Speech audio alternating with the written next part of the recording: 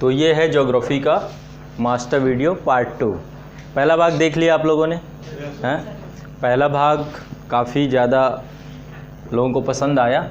ये दूसरा भाग है और इसमें भी मैंने इतना नॉलेज, इतना चीज़ें भरने का प्रयास किया है, लेकिन अभी भी मुझे महसूस हो रहा है कि ज्योग्राफी का ये फाइनल पार्ट नहीं है। ठीक है, फाइनल एपिसोड हमारा फिर आएगा भारत के भूगोल का। ये दूसरा पार्ट है, एक पार्ट और आएगा, उससे कंप्लीट हो जाएगी आपकी ज्योग्राफी, फिर कुछ नहीं बचेगा। ये कम समय में इतनी नॉलेज आपको दे देगा, इतनी नॉलेज दे देगा कि आप जब एग्ज़ाम देने जाओगे तो आपको रिवीजन करने का ये एक बहुत बड़ा सोर्स बन के उभरेगा। ठीक है, तो प्रारंभ करते हैं। इसमें मैं पहले आप लोगों को परिचय करा देता हूँ कि मैंने इसमें क्या क्या काम किया है, फिर आगे हमारा चर्चा होगी इसको एक्सप्लेन करने में। थोड़ा समय लगेगा, आप धैर्य से बैठो, सुनो सिर्फ मुझे। ठीक है, आपका ध्यान कैसे आकर्षित करना है मेरा काम है। मैं आप लोगों के दिमाग को धीरे धीरे अपने तरफ अट्रैक्ट करता रहूँगा। इस नॉलेज को अपने अंदर जाने दो। ये पहली बार में आपको लगेगा, लेकिन फिर भी प्रयास करिए, यही आपको काम देगा।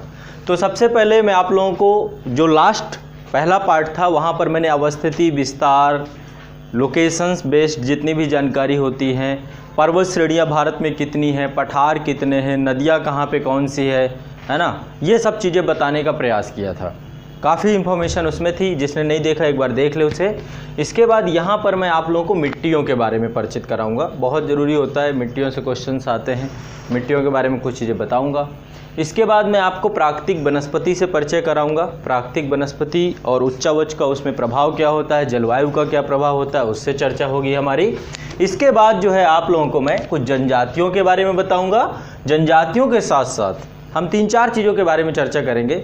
पहला है जैवमंडल आरक्षित क्षेत्र। ठीक है, आप जानते हैं संख्या 18 है इनकी, तो मैं एक बार लोकेशन बेस इनको आपको बताऊंगा कहाँ पे कौन सा है।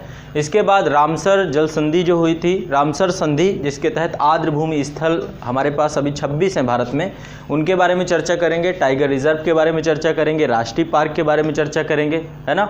अभ्यारण्य और राष्ट्रीय पार्क में क्या अंतर होता है ये भी बताने का प्रयास करूँगा, और जैवमंडल रिजर्व के बारे में बात करेंगे।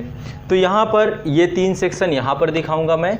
इसके बाद जो है हमारा परिवहन पे काफ़ी सेक्शन में आज यहाँ पर काम करने वाला हूँ। परिवहन में सबसे पहले आप लोगों को बंदरगाह के बारे में, 13 बड़े पोर्ट हैं हमारे पास, तो सभी पोर्टों को हम देखेंगे, और 139 छोटे बंदरगाह हैं, उनमें से कुछ बंदरगाह जो इम्पोर्टेंट है वो भी मैं आपको बताऊँगा। इसके बाद जो है हमारी चर्चा आएगी भारत के मानसून को लेके, जो कि एक बड़ा सेक्शन है। तो मानसून के बारे में, पश्चिमी विक्षोभ क्या होता है, दक्षिणी पश्चिमी मानसून क्या है, उत्तर पूर्वी मानसून क्या है, मानसून कैसे आता है, किस अवधि में कहाँ पर पहुँचता है ना, ITCZ क्या है, ये सब चीज़ें बताने का प्रयास करूँगा। ठीक है, तो एक विस्तृत जानकारी कम समय में आपको मिलने वाली है। धैर्य से बैठना है। जिसको ये लगे कि ये चीज़ नहीं समझ में आ रही है, बस वो सुने, मैं हर चीज़ को क्लियर कर दूँगा, कोई भी चीज़ आपकी नहीं बचेगी। मतलब ना समझने जैसी बात इसमें कुछ रहने वाली नहीं है। ठीक है, चलो प्रारंभ करते हैं। शुरुआत करेंगे सबसे पहले मिट्टियों से। ठीक है, पृथ्वी की धरातल का जो ऊपरी सतह होता है, पृथ्वी के धरातल का जो ऊपरी सतह होता है, उसमें जो चट्टानें होती हैं, चट्टानों में कुछ विघटनकारी शक्तियाँ होती हैं, जैसे कि अपक्षय और अपर्दन।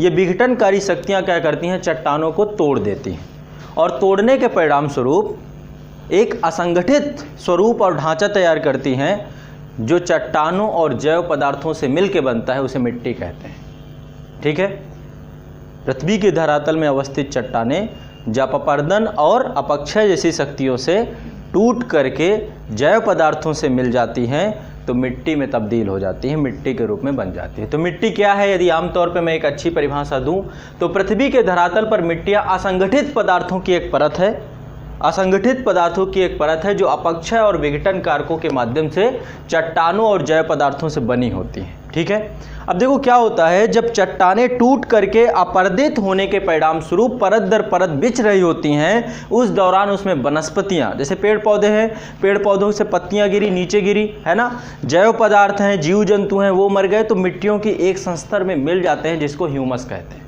ऊपरी परत। ठीक है, तो अपक्षय और अपर्दन के कारक भूपृष्ठ की चट्टानों को तोड़कर उसका चूर्ण बना देते हैं, और इस चूर्ण में वनस्पति और जीव जंतुओं के सड़े गले अंश सम्मिलित हो जाते हैं। इसको हम ह्यूमस कहते हैं, यानी पृथ्वी की सबसे ऊपरी परत जो होती है, जिसमें पत्तियां, वनस्पतियां, सड़े गले जीवों के है ना, अंश सम्मिलित होते हैं, ह्यूमस कहलाता है। ये एक संस्तर होता है। मिट्टी की जो प्रोफाइल है उसके बारे में भी मैं चर्चा करूँगा। तो ये जो है आपको मैंने भारत का मिट्टी का पूरा ये दिखाने का प्रयास किया है कि कहाँ पे कौन सी मिट्टी पाई जाती है। ठीक है, भारत में जो हमारा एक संस्था है भारतीय कृषि अनुसंधान परिषद ICAR, इस संस्था के द्वारा 8 वर्गों में भारत की मिट्टी को विभाजित किया गया है। इन्होंने बताया है कि भारत में 8 प्रकार की मिट्टी पाई जाती है। अभी 8 प्रकार की मिट्टी को मानचित्र में यदि हम देखें तो आप देख सकते हैं, सबसे ऊपर पर्वतीय मिट्टी, ये हिमालयी क्षेत्र है, आपका पूरा बेल्ट आपका सिक्किम तक जाता है। इसके बाद ये देखिए जलोढ़ मिट्टी का क्षेत्र है। यहाँ पर नदियों द्वारा, जो गंगा और यमुना ये नदियाँ हैं, इन्होंने यहाँ पर नवीन मिट्टी को ला करके उकेर दिया है, जिसके बारे में चर्चा करेंगे। और ये सबसे उपजाऊ मिट्टी है और भारत में सबसे ज़्यादा क्षेत्र इसी का है। इसके बाद जो है दूसरी मिट्टी आपकी, ये आप देख सकते हैं पाकिस्तान का वो क्षेत्र जहाँ पर जल का अभाव है। ये भी उपजाऊ होती है, लेकिन जल अभाव के कारण से ये यहाँ पर उपजाऊपन कम ही देखने को मिलता है। ये आपका है मरुस्थलीय मिट्टी। इसके बाद जो तीसरा सेक्शन है वो है आपका जैव मिट्टी। जैव मिट्टी दलदली क्षेत्र जो होता है ना, वहाँ पर जैव मिट्टी से पीट मिट्टी भी कहते हैं। ठीक है, इसके बाद जो आपका ये दक्कन वाला क्षेत्र है, दक्कन वाला क्षेत्र में यहाँ पर क्या हुआ, लावा का दरारी उद्भेदन हुआ, उसके अपर्दन और परिणाम स्वरूप काली मिट्टी का निर्माण हुआ। इसके बारे में भी चर्चा करेंगे। ये आप क्षेत्र देख रहे हैं पूरा दक्कन प्लेट्यू है। यहाँ पर लोहे की अधिकता के कारण से इस मिट्टी को यदि हम देखें तो ये है आपकी लाल मिट्टी, और यहाँ पर ये जो मिट्टी है लैटराइट मिट्टी है। तो ये 8 प्रकार की मिट्टी टोटल है। ठीक है, इसके अलावा एक प्रकार की मिट्टी यहाँ पर आप देख सकते हो कक्ष ऑफ रन में ये अवस्थित है, ये लवण युक्त मिट्टी है। ठीक है, लवणीय मिट्टी भी है। तो 8 प्रकार की मिट्टी हम लोग एक एक करके इसको देखते जाएंगे। सबसे पहली बात, मिट्टी का वैज्ञानिक अध्ययन करने को पेडोलॉजी कहते हैं। ठीक है, ये क्वेश्चन भी आता है। तो मिट्टी का वैज्ञानिक अध्ययन करने की विधि पेडोलॉजी कहलाती है। अब यहाँ पर आप एक एक मिट्टी को मैं पकड़ूंगा और उसके बारे में बताऊंगा। सबसे पहले पर्वतीय मिट्टी। पर्वतीय मिट्टी हिमालय क्षेत्र की मिट्टी है ना। हिमालयन रेंज आप देख रहे हैं, ये पूरा जो क्षेत्र है यहाँ पर पाई जाने वाली मिट्टी को पर्वतीय मिट्टी कहा गया। देखो 8 प्रकार में जो ICAR ने विभाजित किया है उसके बहुत सारे कारक हो सकते हैं। संगठन के आधार पे मिट्टी के स्वरूप, उसकी गुणवत्ता, उसकी उपज, बहुत सारे तरीकों को उन्होंने लिया और भारत की मिट्टी को विभाजित करने का प्रयास किया। तो पहला है आपका पर्वतीय मिट्टी। लगभग ये 7.94% जो एरिया है उसको कवर करती है और ये कम उपजाऊ होती है, ज़्यादा उपजाऊ नहीं होती है। आगे हम इससे चर्चा करेंगे इसके बारे में। दूसरी मिट्टी आपकी है जो बहुत ही इम्पॉर्टेंट है, जो उत्तर भारत का विशाल मैदान है, कश्मीर घाटी है, यहाँ तक कि असम वाले क्षेत्र में, गुजरात वाले क्षेत्र में और तटीय भागों में जो मिट्टी पाई जा रही है, ये भारत में सबसे ज़्यादा 40% क्षेत्र में पाई जाती है। इसका नाम है जलोढ़ मृदा। जलोढ़ मृदा 2 प्रकार की होती है। ठीक है, नदियाँ जो हैं समय समय पर गाद को लेकर के मिट्टी का एक स्वरूप, एक संस्तर उकेरती रहती हैं। तो 2 प्रकार की जलोढ़ मृदा होती है, एक पुरानी जलोढ़ मृदा और एक नवीन जलोढ़ मृदा। पुरानी जलोढ़ मृदा को बांगर कहते हैं। ठीक है, ये कम उपजाऊ होती है।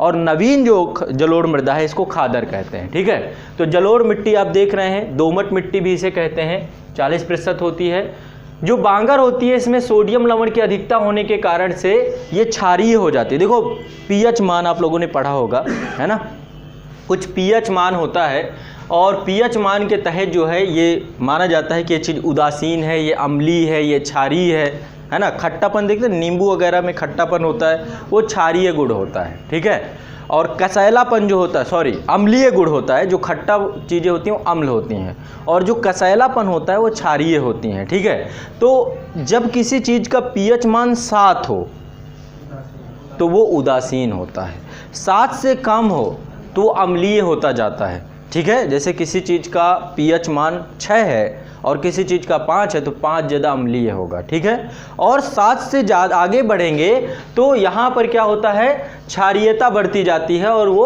अब कारण क्या होता है, देखो जिन क्षेत्रों में ज़्यादा वर्षा होती है वहाँ पर अम्लीय मृदा पाई जाती है। ठीक है, जहाँ पर ज़्यादा वर्षा होती है वहाँ पर अम्लीय मृदा पाई जाती है। जैसे ये पूरा क्षेत्र है, यहाँ पे बहुत वर्षा होती है, और जहाँ पे कम वर्षा होती है वहाँ पर क्षारीय मृदा पाई जाती है। जो अम्लीय मृदा होती है उसमें हाइड्रोजन आयनों की अधिकता होती है। वहीं पर जहाँ पर क्षारीय मृदा होती है वहाँ पे हाइड्रोक्साइड होता है, OH आयन होते हैं, OH- आयन, वही जो आयन है वो क्षारीय मृदा को स्वरूप प्रदान करते हैं। उसके बारे में हम कभी और चर्चा करेंगे। बस यहाँ पर ये समझना है कि मिट्टी जो है यदि 7 से कम है उसका pH मान तो वो अम्लीय होगी, 7 से ज़्यादा है तो क्षारीय होगी। मैं यहाँ पे बताता भी जाऊँगा। तो जो बांगर होती है ये क्या होती है, सोडियम लवण की अधिकता के कारण से क्षारीय होती है और यहाँ पर जीवाश्म कम पाए जाते हैं। जो पुरानी मृदा होती है उसमें जीवाश्म कम होते हैं, पुरानी जलोढ़ मृदा, ठीक है, जिसे बांगर कहते हैं। और खादर जो होती है इसमें पोटास होता है, फास्फोरिक अम्ल होता है, चूना होता है और पर्याप्त मात्रा में इसमें जीवाश्म पाए जाते हैं, ठीक है। ये आपका ये पूरा क्षेत्र है, उत्तर भारत का जो मैदानी बेल्ट है, कश्मीर घाटी है, असम है, गुजरात है, तटीय भाग है। यहाँ पर जो आपकी ये मिट्टी दिख रही है, ये मिट्टी कौन सी है आपकी, ये आपकी जलोढ़ मृदा है, ठीक है। इसके बाद ये उपजाऊ होती है, इसमें ह्यूमस की मात्रा कम पाई जाती है। ये बहुत ज़रूरी है जानना, क्योंकि आमतौर पे लोगों को लगता है कि बहुत उपजाऊ होती है तो ह्यूमस की मात्रा ज़्यादा किस में होती है, पीट मिट्टी में। जो आपकी पीट मिट्टी होती है, जैव मिट्टी होती है, उसमें ह्यूमस ज़्यादा होता है। बाकी दोमट मिट्टी में अपेक्षितया देखा जाए तो यहाँ पर ह्यूमस की मात्रा कम होती है, ठीक है। अगली मिट्टी जो आपकी है, ये जो पूरा बेल्ट है राजस्थान का, रेतीली मिट्टी, बलुई मिट्टी या फिर मरुस्थलीय मिट्टी के रूप में इसे जानते हैं आप, तो 6.13% क्षेत्र में है। और यदि इसमें सिंचाई सुविधा उपलब्ध करा दी जाए तो बहुत बढ़िया खेती होगी। राजस्थान का गंगानगर जो ज़िला है वहाँ पर इंदिरा गांधी नहर ने उस ज़िले को भरपूर बना दिया। आज के टाइम पे गंगानगर जो है राजस्थान में सबसे ज़्यादा उपजाऊ क्षेत्र है। क्यों? जल की उपलब्धता सुनिश्चित हो गई। तो यदि हम मरुस्थलीय यानी ये उपजाऊ मिट्टी होती है, ऐसा नहीं है, ये रेतीली होती है और सिंचाई सुविधा मिलने पर ये राजस्थान के क्षेत्र में है, पंजाब वाले कुछ क्षेत्र में भी है और दक्षिणी पश्चिमी हरियाणा वाले क्षेत्र में भी आपको दिख रही है और कुछ क्षेत्र इसका गुजरात तक फैला हुआ है, ठीक है। तो ये आपका पूरा हो गई। भारत का जो एक बहुत ही इंपॉर्टेंट सेक्शन है वो है मिट्टी का, मरुस्थलीय मिट्टी। अगली मिट्टी है जिसको हम पीट मिट्टी या जैव मिट्टी कहते हैं, ज़्यादा क्षेत्र में है नहीं ये, ठीक है। और ये जो आपका जो ज्वारीय क्षेत्र होते हैं ना, तटीय क्षेत्र जहाँ पे नदियाँ जो है आकर के डेल्टा बनाती हैं, यहाँ पर क्या होती, मैंग्रोव वनस्पति पाई जाती है। अभी वनस्पतियों में पढ़ाऊंगा जिसे अनूप वन कहते हैं, है ना। तो यहाँ पर जो मैंग्रोव वनस्पतियाँ हैं वहाँ पर जो मिट्टी पाई जाती है वो आपकी पीट मिट्टी या जैव मिट्टी ही होती है। और ये लगभग ज़्यादा नहीं है, 2.17% टोटल जो एरिया है वो कवर करती है। और इस मिट्टी में ह्यूमस की मात्रा की अधिकता होती है। मैंग्रोव वनस्पति है तो उपयोगी होती है और उच्च आर्द्रता होती है, ठीक है, उच्च आर्द्रता होती है। तो ये जो क्षेत्र है आपका, यहाँ पर आप देख सकते हैं कक्ष के रन का दलदलीय क्षेत्र, ये भी आपका जो है पीट मिट्टी का क्षेत्र ही है, ठीक है। तो ये आपका पीट मिट्टी हो गया। लाल मिट्टी का बेल्ट आप देख सकते हैं, यहाँ पर दक्कन वाला क्षेत्र है और यहाँ पे नॉर्थ ईस्ट वाला बेल्ट है, ये दोनों में लाल मिट्टी पाई जाती है। सबसे पहली चीज़, लाल रंग इसका लोहे के व्यापक विसरण के कारण होता है। दूसरी चीज़, लाल मृदा के ज़्यादा योजित होने के कारण से यदि लाल मिट्टी में वाटर बॉडी पहुँच जाए, जल पहुँच जाए तो ये पीली दिखाई नहीं लगती है। तो लाल और पीली मृदा एक ही है, ये भी दिमाग में रखना है। लाल पीली मृदा एक ही मिट्टी होती है। तो यदि इस मिट्टी पे जलायोजित हो जाए तो ये मिट्टी जो है पीली दिखाई देने लगती है। यहाँ पे आप पूरा बेल्ट देख सकते हैं, ये पूरा छोटा नागपुर का पठार है, तमिलनाडु वाला हिस्सा है, कर्नाटका का पूरा सेक्शन है, यहाँ पे मध्य प्रदेश हो गया, आंध्र प्रदेश का सेक्शन हो गया, यहाँ पे महाराष्ट्र का सेक्शन हो गया, ठीक है। और ये पूरा आपका अरुणाचल प्रदेश, नागालैंड, मणिपुर, मिजोरम, त्रिपुरा और ये मेघालय, ये पूरा जो क्षेत्र है, ये पूरा बेल्ट आपका कौन सी मिट्टी है, यहाँ पे लाल मिट्टी का क्षेत्र है, ठीक है। चलिए अब आगे बढ़ते हैं। लाल मिट्टी के बाद जो है अगली है आपकी लवण युक्त मिट्टी, ठीक है। लवण युक्त मिट्टी आपका ये पूरा जो क्षेत्र है, यहाँ पे आपकी जो नमकीन एरिया है ये सिर्फ 1.29% क्षेत्र पर है। और ये आपका, इसके कई सारे नाम हैं, इस मिट्टी को कई नाम दिए गए हैं। उत्तर प्रदेश में इसको बोला जाता है रेह मिट्टी या ऊसर बोलते हैं इसको, ऊसर मिट्टी। हरियाणा में इसको थूर नाम दिया जाता है, केरल में कारी, बिहार में चौपन और गुजरात में खार कहा जाता है, ठीक है। तो इसके अलग अलग नाम हैं लवण युक्त मिट्टी के। यूपी में रेह, हरियाणा में थूर, केरल में कारी, बिहार में चौपन, गुजरात में खार, ठीक है। जिप्सम का यदि प्रयोग कर दिया जाए तो इस मिट्टी को भी उपजाऊ बनाया जा सकता है जिप्सम के प्रयोग के माध्यम से। केमिस्ट्री में आपने शायद जिप्सम के बारे में पढ़ा हो। तो जिप्सम के उपयोग का प्रयोग कर इसे कृषि योग्य बनाया जाता है। ये उन क्षेत्रों में ये मिट्टी होती है जो शुष्क होते हैं, जहाँ पर बरसात नहीं होती। ये अर्ध शुष्क होते हैं, या फिर अवरुद्ध जल निकास प्रणाली होती है। जैसे पानी एक जगह आके इकट्ठा हो जाए तो होना क्या है उसमें, है ना, जो ऊपर का लवणीय तत्व है वो ऊपर रह जाएंगे, बाकी का पदार्थ नीचे चला जाता है, तो वहाँ पर लवण युक्त मिट्टी डेवलप हो जाती है। तो अवरुद्ध जल निकास प्रणाली हो वहाँ पर आपकी लवण युक्त मिट्टी पाई जाती है। ठीक है, तो हमने अभी पर्वतीय मिट्टी के बारे में जाना, काली मिट्टी, जलोढ़ मृदा, मरुस्थलीय मिट्टी, जो लोकेशन से लोकेशंस देखते जा रहे हैं, पीट मिट्टी, जैव मिट्टी आपका, लाल मिट्टी और लवण युक्त मिट्टी। अंतिम है आपका लैटराइट मृदा। लैटराइट मृदा आप देख रहे हैं, ज़्यादा क्षेत्र नहीं है इसका, ये आपका पूरा छोटा नागपुर का पठारी क्षेत्र है, यहाँ पर भी पश्चिम बंगाल से जुड़ाव रखता है, यहाँ पर भी है, थोड़ा सा उड़ीसा का अलग सेक्शन भी है, छत्तीसगढ़ से जुड़ता है। ये आपका पश्चिमी घाट बोला जाता है और ये आपका पूर्वी घाट बोला जाता है। ठीक है, इन दोनों क्षेत्रों में लैटराइट मृदा पाई जाती है। सबसे इम्पॉर्टेंट चीज़ यहाँ पर होता क्या है, यदि तापमान बहुत ज़्यादा हो गया, उच्च तापमान, चूँकि आपको पता है ये 0 डिग्री के पास का ही क्षेत्र है, 0 डिग्री से काफ़ी पास है, तो उच्च तापमान व भारी वर्षा वाले क्षेत्र, यहाँ पर बहुत वर्षा होती है। जब आता है दक्षिण पश्चिमी मानसून तो सबसे पहले वर्षा यहीं कराता है ना, सह्याद्री से टकरा करके इस क्षेत्र में बहुत व्यापक बारिश होती है, जिस कारण से उच्च तापमान व भारी वर्षा के कारण से ये विकसित होते हैं। इनमें जो है लौह ऑक्साइड और पोटास की अधिकता होती है। इस मिट्टी में लौह ऑक्साइड तथा पोटास की अधिकता होती है। सबसे इंपॉर्टेंट चीज़ इस मिट्टी की, ये भवन निर्माण हेतु उपयोगी होती है ना। सूखने पर ये ईंटें जैसी कठोर हो जाती है।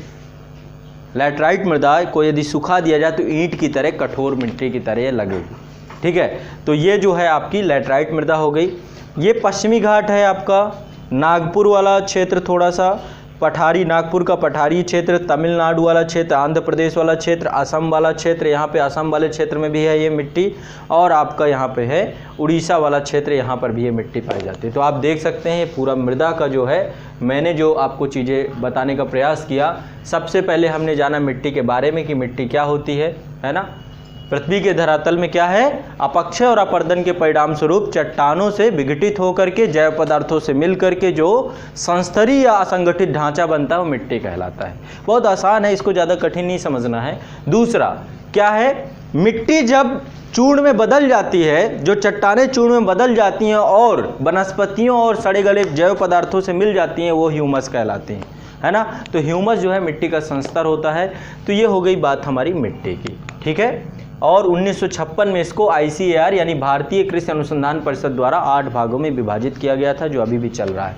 भारत सरकार ने मृदा की गुणवत्ता की जांच हेतु मृदा स्वास्थ्य कार्ड योजना, है ना, आपने सुना होगा, ये प्रारंभ हुआ था 19 फरवरी 2015 को। कहाँ से, राजस्थान के सूरतगढ़ में। वहाँ की मिट्टी की गुणवत्ता बहुत ज़्यादा बड़े स्तर पर गिरी, जिसको ध्यान में रखते हुए भारत सरकार के जो वजीर आलम या प्रधानमंत्री नरेंद्र मोदी हैं, 19 फरवरी 2015 को राजस्थान के सूरतगढ़ से मिट्टी की खराब होती गुणवत्ता की जांच करने के लिए, कृषि की उत्पादकता को बढ़ाने के लिए मृदा स्वास्थ्य कार्ड योजना की शुरुआत की गई। इस योजना पर 75% की राशि केंद्र सरकार वहन करेगी और इसका उद्देश्य क्या है, स्वस्थ धरा तो खेत हरा, है ना, ये टैगलाइन इसकी दी गई है। तो मिट्टी की गुणवत्ता को ध्यान में रखते हुए ये कार्ड बनाए जाते हैं। हर 3 साल बाद इन कार्डों को आपको रिन्यू कराना पड़ता है। ठीक है, तो ये हो गई आपकी एक बात मिट्टी से जुड़ी हुई। आगे बढ़ते हैं हम लोग। आगे हमारी जो चर्चा आएगी वो चर्चा हमारी चलती है, एक बार हम भारत के मानसून को समझने का प्रयास करते हैं। बहुत आसान है, कुछ है नहीं। मानसून को समझने से पहले थोड़ा सा मैं विंड सिस्टम से आपको परिचित कराऊंगा। भारत में पवन तंत्र कैसा है, पृथ्वी में पवन तंत्र का ढांचा कैसा है। ठीक है, भारत में बाद में आएंगे, क्योंकि भारत में एक अलग फिनोमिना है जिसे मानसून कहते हैं। मानसून है क्या, मानसून है क्या, समय की अवधि के साथ पवनों की दिशा में परिवर्तन हो जाना मानसून कहलाता है ना। अभी पता चला दक्षिण पश्चिम है, कुछ समय बाद उत्तर पूर्व, उनकी दिशा ही बदल गई। तो एक अलग परिघटना हिंद महासागर में घटती है ना, ये मानसून कहलाती है। तो उसके बारे में बाद में चर्चा करेंगे, पहले विंड सिस्टम के बारे में समझते हैं। देखिए क्या है, जो 0 डिग्री है आपका, है ना, क्या बोलते हैं इसको आप लोग, भूमध्य रेखा। 0 डिग्री के आसपास का क्षेत्र ये हमेशा सूर्य की रोशनी से तपता रहता है। ठीक है, अब जब ये क्षेत्र तपता रहता है तो तपने के परिणाम स्वरूप धरातल खूब गर्म हो जाता है, इसके संपर्क में आने वाली हवा खूब गर्म हो जाती है, और जब हवा गर्म हो जाएगी तो गर्म हवा हल्की हो जाती है, हल्की हवा ऊपर उठना शुरू करती है। 0 डिग्री से 5 डिग्री नॉर्थ और साउथ में हवा बहुत तेज़ी से ऊपर उठती है, और जब ऊपर उठती है तो यहाँ पर एक वैक्यूम क्रिएट हो जाता है, क्योंकि हवा है नहीं, हवा गर्म होकर के ऊपर उठ रही है। तो यहाँ पे क्या है, एक आप देख रहे हैं कि हवा जो है बार बार गर्म होकर के बस धरातल से ऊपर जा रही है बस। तो ये इस क्षेत्र में एक लो प्रेशर जोन क्रिएट हो जाता है। जैसा कि मैंने आप लोगों को समझाने का प्रयास किया था कि हवा जो है हाई प्रेशर से लो प्रेशर की ओर बहती है ना। उच्च वायुदाब से निम्न वायुदाब की ओर हवा का प्रवाह होता है। तो यहाँ पर 0 डिग्री के पास चूंकि सूरज की रोशनी पड़ती है, जिसके कारण से ऊष्मा बड़ी ज़्यादा मात्रा में प्राप्त होती है, उसके परिणामस्वरूप धरातल गर्म हो जाता है। गर्म धरातल के संपर्क में वायु आती है, वायु भी गर्म हो जाती है और गर्म वायु हल्की होकर के ऊपर उठती है। ठीक है, अब जब ऊपर जाएगी तो ऊपर जाने पर धीरे धीरे तापमान कम होता है, ऊपर जाने पर ठंडी भी होगी, है ना।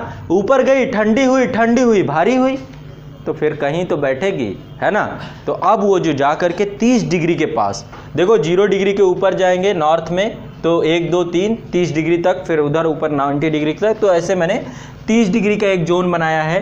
तो 30 डिग्री के पास हवा बहुत तेज़ी से बैठना शुरू कर देती है, और जब 30 डिग्री के पास बहुत तेज़ी से बैठना शुरू कर देती है तो यहाँ पर एक, चूँकि हवा यहाँ पर बहुत तेज़ी से बैठ रही है, ठंडी हवा 30 डिग्री के पास, तो क्या हो रहा है, एक वायुदाब क्षेत्र क्रिएट हो रहा है, जिसको हम क्या बोलते हैं, उच्च वायुदाब क्षेत्र, हाई प्रेशर बेल्ट क्रिएट होता है।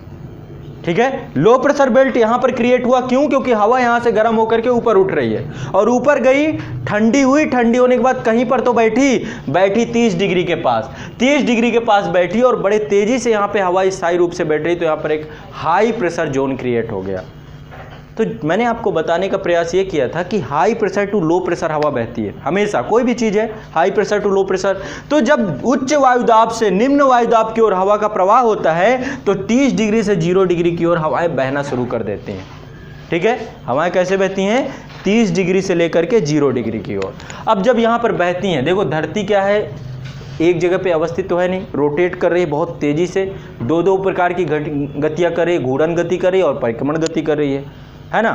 तो जब कोई चीज़ गति में होती है, तो गति में जब कोई चीज़ होगी तो वहाँ पर यदि कोई चीज़ उस गति वाली चीज़ के ऊपर कोई चीज़ गति करे, समझिए मेरी प्रयास, मान लीजिए मैंने आप लोगों को हमेशा एग्जांपल देता हूँ ना, आजकल के शादी वादी में क्या होता है, स्टेज घूम रहे होते हैं और कहीं दूल्हा दुल्हन खड़े ही रहते हैं चुपचाप शांत, कहीं वो घूमे तो ऐसा चक्कर आएगा कि पता नहीं कहाँ कहाँ गए, और स्टेज भी बहुत धीमा घुमाया जाता है, धरती तो बहुत तेज़ घूम रही है, इतने स्पीड से घूम रही है कि आपने आज तक वो स्पीड देखी भी ना होगी, है ना। हम तो 120 200 में खुश हो जाते हैं, जिनके पास जो ऑडी वगैरह चलाते हैं वो थोड़ा सा स्पोर्ट गियर लगा के 250 और पहुंच गए तो और खुश हो जाते हैं, अरे वाह क्या स्पीड है।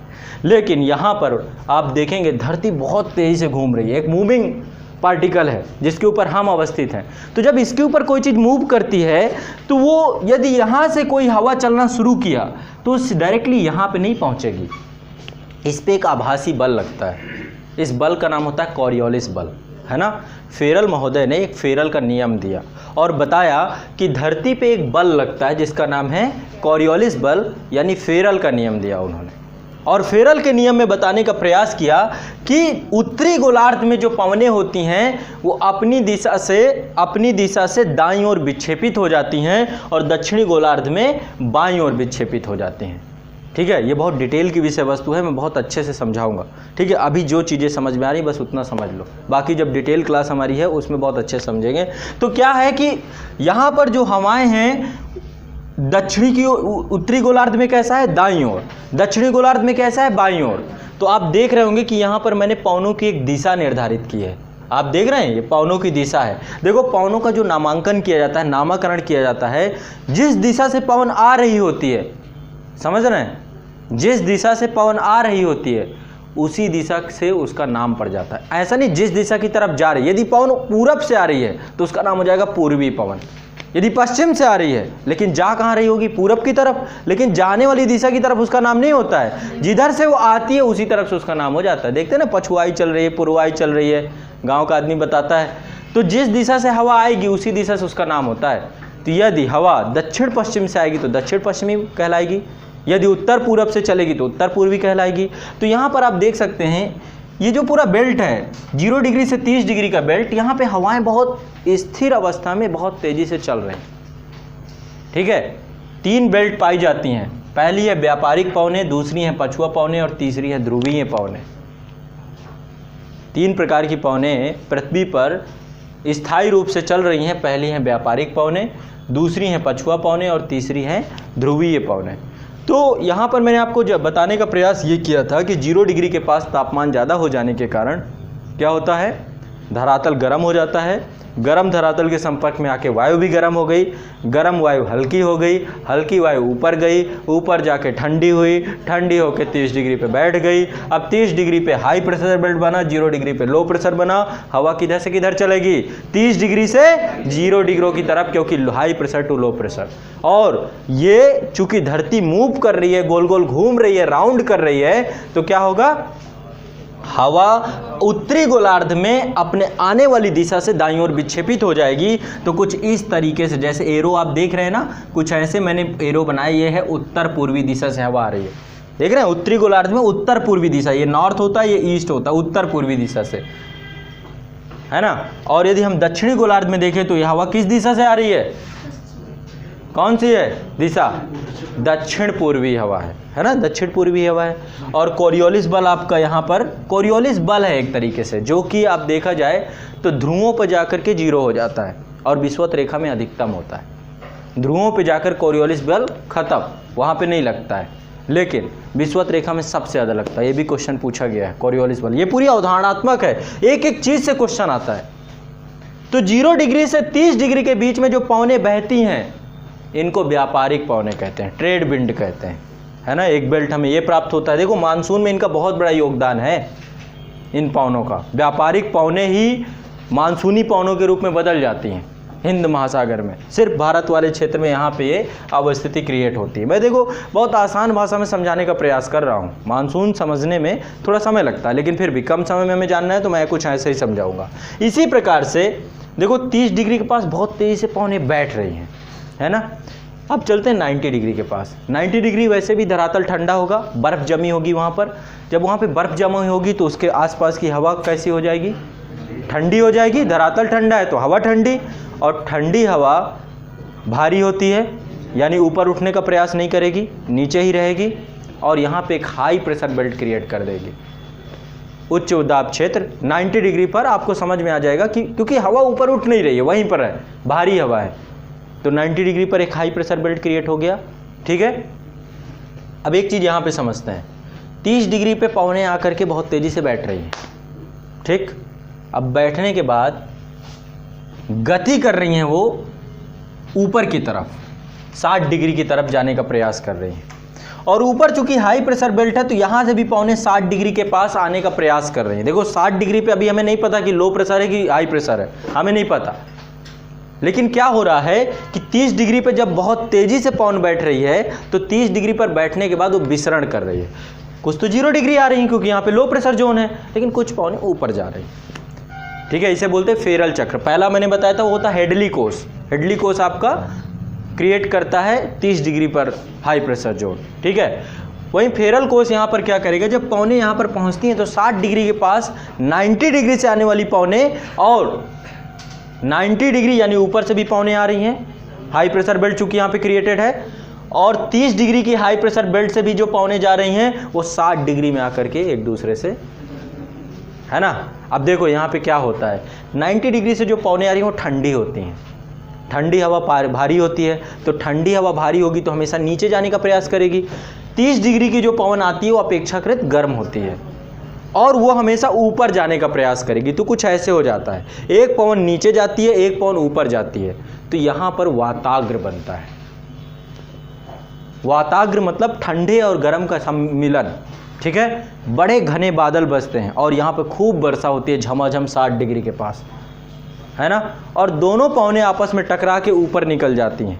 ठीक है, अब जब ऊपर जाती हैं तो यहाँ पर पवन रहती नहीं, क्योंकि इधर की पवन और इधर की पवन आपस में आती हैं और टकरा जाती हैं, टकराने के बाद फिर विक्षेपित हो जाती हैं, तो यहाँ पर भी एक कोष बन जाता है जिसे फेरल कोष कहते हैं, और यहाँ पर एक लो प्रेशर जोन क्रिएट हो जाता है 60 डिग्री के पास।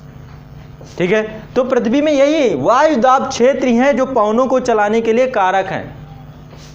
तो आप यहाँ से समझ जाएंगे कि 30 डिग्री से 60 डिग्री की तरफ भी पवनें चलती हैं और 90 डिग्री से 60 डिग्री की तरफ। कुछ ऐसे ही दिशा मैंने यहाँ पे बनाने का प्रयास किया है ना। चलो कोई नहीं, जो चीज़ समझ में आ रही समझिए, बाकी डिटेल क्लास में तो मैं चीज़ें पढ़ाता ही, उसमें कोई दिक्कत नहीं है ना। चलो, तो यहाँ पर ये है आपका पृथ्वी का विंड सिस्टम, एक तरीके से स्थायी पवनों का। ये स्थायी पवने हैं। 0 से 30 डिग्री के बीच में व्यापारिक पवने, 30 से 60 डिग्री के बीच में पछुआ पवने और 60 से 90 डिग्री के बीच में आपका ध्रुवीय पवने। देखो ये सब जब पढ़ लोगे ना, विंड सिस्टम से ही आप महासागरीय जलधाराएं क्यों बहती हैं तुरंत समझ जाओगे। 1 सेकंड लगेगा। भारत का मानसून क्यों कैसा है ये 1 मिनट लगेगा आपको समझने में, यदि आप विंड सिस्टम समझ गए। और इसके बाद जो है हम आसानी से अल नीनो धारा क्या है, ये पेरोबियन धारा क्या है, जब एक बार महासागरीय जलधाराएं पढ़ लेंगे तो जान जाएंगे। एल नीनो की परिघटना क्या है, ला नीना क्या है, वाकर चक्र क्या है, दोलन चक्र क्या है ना, सब समझ जाएंगे, ज़्यादा दिक्कत नहीं आएगी। तो अब चलते हैं मानसून की तरफ। भारत में बारिश कैसे होती है आपको पता है? कब आता है मानसून? क्या समयावधि है? 1 जून। ऑफिशियली जो घोषित किया था 1 जून। 1 जून को केरल में झमाझम बारिश होना शुरू कर देती है ना। कहाँ का पानी बरसता है? हिंद महासागर का पानी आकर के बरसाना शुरू कर देता है। देखो होता क्या है, देखो बहुत मामूली सी बात बताता हूँ, सिंपली बस समझते जाना मेरी बात को, कुछ नहीं है। होता क्या है, जैसे सूरज उत्तरायण है, उत्तरायण दक्षिणायन तो समझते हो ना। धरती में आप लोगों को हमेशा बताता हूँ कि क्या है, अपने अक्ष से झुकी हुई है, अर्थ जो है झुकी हुई है। तो जब सूरज इधर हुआ, अब ये पूरा बेल्ट जो है, अक्ष जो है, उत्तरी गोलार्ध सूरज की तरफ झुका हुआ है ना, तो ज़्यादा ऊष्मा प्राप्त करेगा, है ना। तो जब धरती उत्तरायण होती है, यानी उत्तरी गोलार्ध पर सूरज होता है, तब क्या होता है, भारत के धरातल में बहुत ज़्यादा ऊष्मा प्राप्त हो। ये उत्तर भारत का मैदानी क्षेत्र है ना, जहाँ बैठे हो आप लोग, ये क्षेत्र बहुत गर्म हो जाता है, बहुत क्षेत्र गर्म हो जाता है। गर्म होने के परिणाम स्वरूप धरातल भी गर्म, ज़्यादा ऊष्मा प्राप्त करेगा, धरातल गर्म हो जाएगा। आसान भाषा में समझो, देखो कैसे मानसून आएगा, कैसे पवनों का स्वरूप इधर बदल जाएगा पूरा। जब ये धरातल गर्म हो जाता है और ITCZ ऊपर की तरफ, ठीक है, ITCZ के बारे में बाद में बताता हूँ, ठीक है। यहाँ पर ये क्षेत्र पूरा गर्म होता है, गर्म होने के परिणाम स्वरूप यहाँ पर एक लो प्रेशर जोन क्रिएट हो जाता है। हवा यहाँ की गर्म हुई और ऊपर उठ गई, लो प्रेशर जोन क्रिएट हो गया। गर्मियों के दिनों में, गर्मी का दिन आप सब जानते हैं, मई का महीना है ना, तपना शुरू हो जाता है। जून में तो और तपता है, और जो मानसून आता है वो जून ही में आता है ना। तो यहाँ पर लो प्रेशर जोन क्रिएट हो जाता है। उस लो प्रेशर जोन के क्रिएट होने के कारण से क्या होता है, अब देखो पवने कैसे आकर्षित करेगा ये क्षेत्र, बाद में देखते हैं। दूसरी तरफ दक्षिणी गोलार्ध में ठंड पड़ रही होती है। जब उत्तरी गोलार्ध, जैसे कि अभी हमारे क्षेत्र में सर्दी पड़ रही है ना, सर्दी का भी मौसम है। दक्षिणी गोलार्ध में गर्मी पड़ना शुरू हो जाएगी। ऑस्ट्रेलिया वाला क्षेत्र है, वहाँ पे गर्मी पड़ेगी, क्योंकि सूर्य अभी दक्षिणायन है ना, मकर रेखा में पहुँच गया है। तो ऑस्ट्रेलिया वाले क्षेत्र में जब सूर्य उत्तरायण होता है तो ऑस्ट्रेलिया वाले क्षेत्र में ठंड पड़ती है। आपको पता होगा ऑस्ट्रेलिया का जो अधिकतम क्षेत्र है बीच वाला, वो पूरा क्या है, मरुस्थलीय क्षेत्र है। और मरुस्थल आपको पता है, आपने पढ़ा होगा, अच्छे अवशोषक, अच्छे उत्सर्जक होते हैं, है ना। गर्मियों में खूब गर्म तप जाती है रेत, और ठंडियों में झमाझम बहुत ज़्यादा ठंड पड़ती है। राजस्थान चले जाओ, कपकपी छूट जाएगी, इतनी ठंड पड़ती है रात के समय में, है ना। तो क्या होता है कि वो क्षेत्र पूरा ठंडा हो जाता है। जब सूर्य उत्तरायण होता है तो वो ऑस्ट्रेलिया वाला क्षेत्र क्या हो जाता है, ठंडा हो जाता है। और जब वो क्षेत्र ठंडा हो जाएगा, धरातल ठंडा, उसके संपर्क में आने वाली वायु ठंडी, तो वायु भारी वायु वहाँ पर हाई प्रेशर जोन क्रिएट कर देती है। तो ऑस्ट्रेलिया में उस दौरान एक हाई प्रेशर बेल्ट क्रिएट हो जाता है, और हमारे उत्तरी भारत के मैदानों में एक सशक्त लो प्रेशर जोन क्रिएट हो जाता है। समझ रहे हैं? अब देखो कुछ नहीं होना, अब बस गेम चालू। 0 डिग्री में क्या है, एक परमानेंट लो प्रेशर है। 0 डिग्री में एक परमानेंट लो प्रेशर है, कुछ नहीं हो रहा, पवने जो है 0 डिग्री के पास आ रही हैं। लेकिन 0 डिग्री से भी खतरनाक लो प्रेशर क्रिएट हो चुका है उत्तर भारत के मैदानी क्षेत्रों में। तो यहाँ की पवने जैसे ही यहाँ पहुँचती हैं, तुरंत उत्तर भारत का मैदान उसे खींचना शुरू कर देता है, क्योंकि यहाँ पे लो प्रेशर जोन क्रिएट हो चुका है। और ऐसा लो प्रेशर जोन जो 0 डिग्री के लो प्रेशर जोन से भी ज़्यादा सशक्त है। एक सशक्त लो प्रेशर जोन, निम्न वायुदाब का छोर, तो तुरंत वहाँ की पवनों को अपनी तरफ खींचने का प्रयास करता है। ठीक है, अब देखो होता क्या है, जैसे ये पवनें हैं, दक्षिण पूर्वी पवनें जैसे ही 0 डिग्री के पास पहुँचती हैं, ठीक है, पहुँचने के उपरांत जैसे ही 0 डिग्री क्रॉस करेंगी कोरियोलिस बल का प्रभाव लग जाता है और कोरियोलिस बल उत्तरी गोलार्ध में इन्हें अपनी दिशा से दाईं ओर विक्षेपित कर देता है। और जैसे ही दाईं ओर विक्षेपित करता है, ये क्या बन जाती हैं, दक्षिणी पश्चिमी मानसून।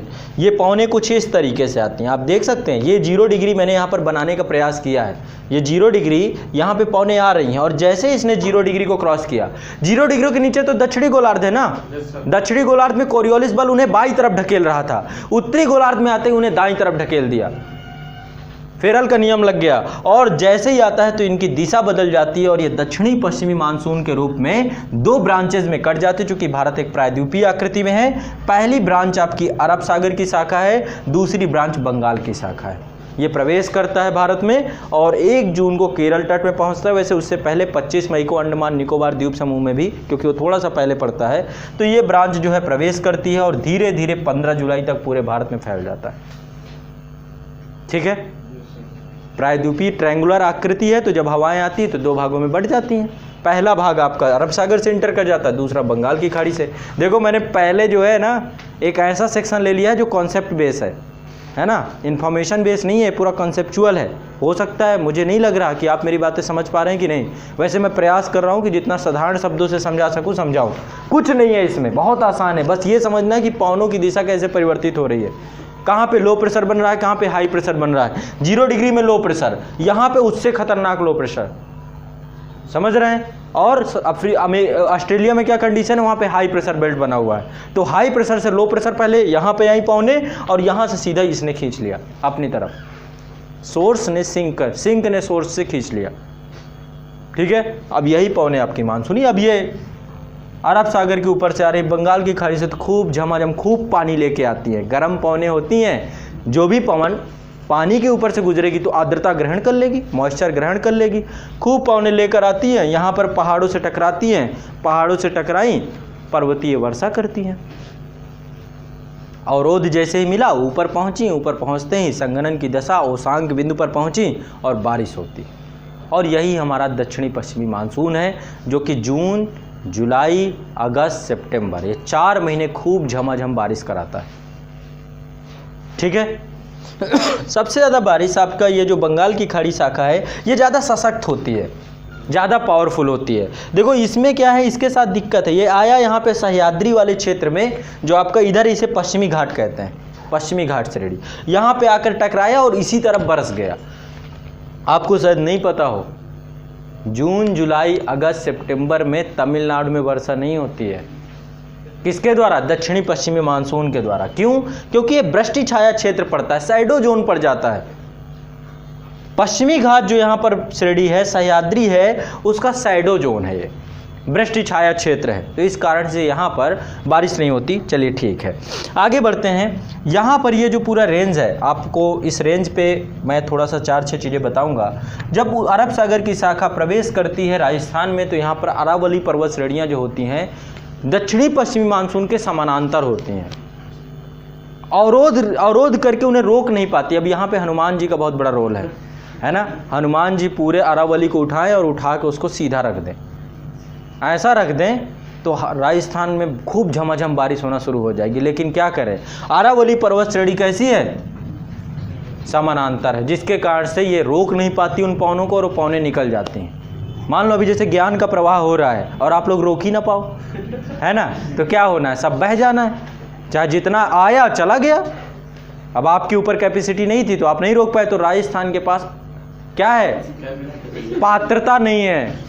बारिश तो नहीं, पवनें तो ऊपर से गुजरती है, लेकिन राजस्थान रोक नहीं पाता है, जिस कारण से वहाँ पर वर्षा कम होती है। और वर्षा कम होने के कारण से ये मरुस्थलीय मिट्टी बेचारी रेगिस्तान में तब्दील हो जाती है। कम वर्षा होना, 15 सेंटीमीटर से कम वर्षा होना ही तो मरुस्थल है, और क्या है ना। और मरुस्थल ऐसा नहीं कि गर्म मरुस्थल ही होता है, ठंडा मरुस्थल भी होता है। लेह लद्दाख में भी बारिश नहीं होती। अब देखो ये ब्रांच पहुँचते पहुँचते यहाँ पर कमज़ोर हो जाती है, अरब सागर की शाखा की ब्रांच, और यहाँ पहुँचते पहुँचते यहाँ भी बारिश नहीं कराती है। तो दो तीन क्षेत्र हैं। एक तो यहाँ पे अरावली का समानांतर होने के कारण से बारिश नहीं होती है, दूसरा वृष्टि छाया प्रदेश पड़ने के कारण से कोरोमंडल तट पे भी बारिश नहीं होती है, तीसरा लेह और लद्दाख का क्षेत्र जो है यहाँ पर भी बारिश नहीं होती है, क्योंकि जब तक यहाँ पर पहुँचती हैं पवनें तो उनमें आर्द्रता खत्म हो चुकी होती है।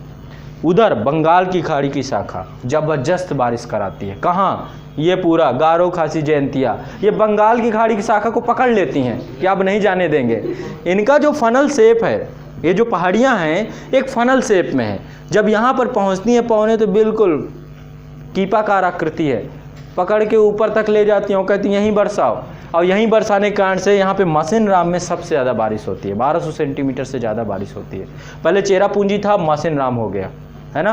तो ये जो है आपका हिमालय पर्वत श्रेणी है, हिमालय की बहुत बड़ी भूमिका है। हिमालय इन पवनों को रोकता है, कहता नहीं चाइना नहीं, यहीं पे तो नहीं, यदि हिमालय ना होता तो ये मानसून क्या शाखाएं निकल जाती चीन की तरफ, पता चला भारत राजस्थान की तरह बैठा है शांत, है ना। तो यहाँ पे हिमालय ने इनको रोक करके खूब झमाझम बारिश होती है और बाढ़ आती है ना। इस समय बाढ़ की घटनाएं आप देखते हैं बहुत ज़्यादा होती है। ठीक है, तो ये बात हो गई गर्मियों के दिन, सितंबर तक की बात।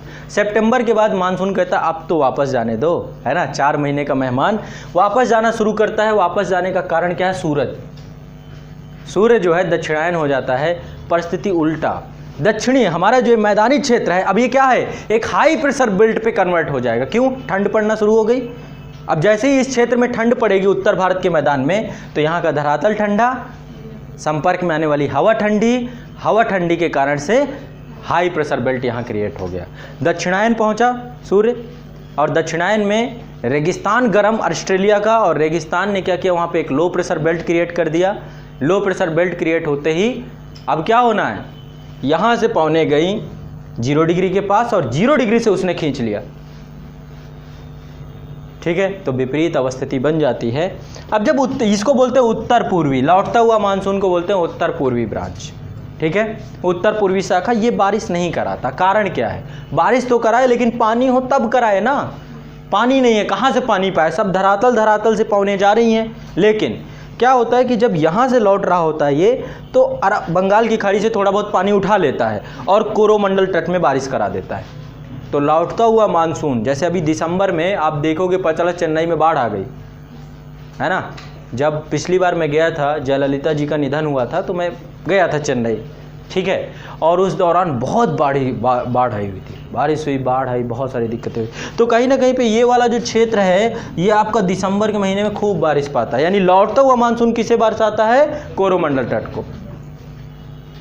समझ रहे हैं मेरी बात को? ठीक है, तो यहाँ पर आप समझिए, पूरे सिनेरियो समझिए। बहुत आसान है, मानसून में कुछ नहीं है, सिंपल है, आसान है। कैसे आया कैसे गया? अब देखो क्या होता है, जो आपका क्षोभ मंडल है, धरती के ऊपर जाएंगे तो वायुमंडल है, वायुमंडल की कई परतें हैं, क्षोभ मंडल, समताप मंडल, आयन मंडल, बहिर्मंडल। तो क्षोभ मंडल और समताप मंडल के बीच में क्या हुआ, द्वितीय विश्व युद्ध के समय जब फाइटर प्लेन चल रहे थे तो उन्होंने थोड़ा सोचा और ऊंचाई से चलाते हैं, तो ज़्यादा ऊंचाई में गए तो पता चला फंस गए बीच में। फंस कहाँ गए? क्षोभ मंडल और समताप मंडल के बीच में एक बेल्ट मिल गई उनको, जो बहुत तीव्र पवनों की एक बेल्ट थी, जो सर्पिलाकार आकृति में चल रही थी। इनका नाम था जेट पवन है। 500 किलोमीटर की रफ्तार से भी हैं ये, बहुत सारी जेट पवन है। तो क्या होता है, दिसंबर के महीने में आप देखते हो छिटपुट बारिश होती रहती है। दिसंबर, जनवरी, फरवरी बारिश होना चालू हो जाती है। और आप हिल स्टेशन, लोग अब हिल स्टेशन जाना शुरू कर देंगे, क्योंकि वहाँ पे बर्फबारी का एक नज़ारा देखने को मिलता है। तो पानी होता कहाँ का है? वो कौन बरसा रहा होता है? वो पानी आता है पश्चिमी विक्षोभ से। पश्चिमी विक्षोभ, है ना, भूमध्य सागर का पानी आकर के बरसता है यहाँ पे। होता क्या है, पश्चिमी जेट जो पवनें होती है, अब ये सब चीज़ें मैं पढ़ाऊँगा। जब सूरज नीचे जाता है तो ये पूरी जो पश्चिमी जेट पवनें हैं आकर के भारत के हिमालयन रेंज पर अवस्थित हो जाती हैं, 2 भागों में विभाजित हो जाती हैं। पहली ब्रांच आपकी चली जाती है ये जम्मू कश्मीर का, ये पूरा तिब्बत वाले क्षेत्र, दूसरा उत्तर भारत के मैदान में। तो पंजाब वाले क्षेत्र में, उत्तर प्रदेश, पश्चिमी उत्तर प्रदेश में, इस क्षेत्र में खूब बारिश होती है। क्यों? वहाँ पर जो भूमध्य सागर में बनने वाले चक्रवातों के परिणाम स्वरूप, चक्रवात जो होते हैं उनमें जो ऊष्मा वहाँ से जो जल प्राप्त करती हैं, वो जल ला करके पवनें यहाँ पर वर्षा कराती हैं। ठीक है, तो जो आपकी जनवरी फरवरी में वर्षा होती है पश्चिमी विक्षोभ के कारण से होती है। ठीक है। अब जेट पौने क्या है, पश्चिमी जेट पौने क्या है, ये बहुत डिटेल से मैं क्लास में ही पढ़ा सकता हूँ क्योंकि उसमें बहुत काम करना पड़ता है, ठीक है। तो ये हो गई आपकी एक बात। भारत का भारतीय मौसम विज्ञान संस्थान है जो ये सब चीज़ें ट्रैक करता है, बताता रहता है समय समय पे कि आज छाता लेके निकलना है ना, आज बारिश हो सकती है। तो ये नई दिल्ली में अवस्थित है आपका ये संस्था। तो आपका ये मानसून पहला है आता हुआ मानसून, इसका नाम है दक्षिणी पश्चिमी मानसून।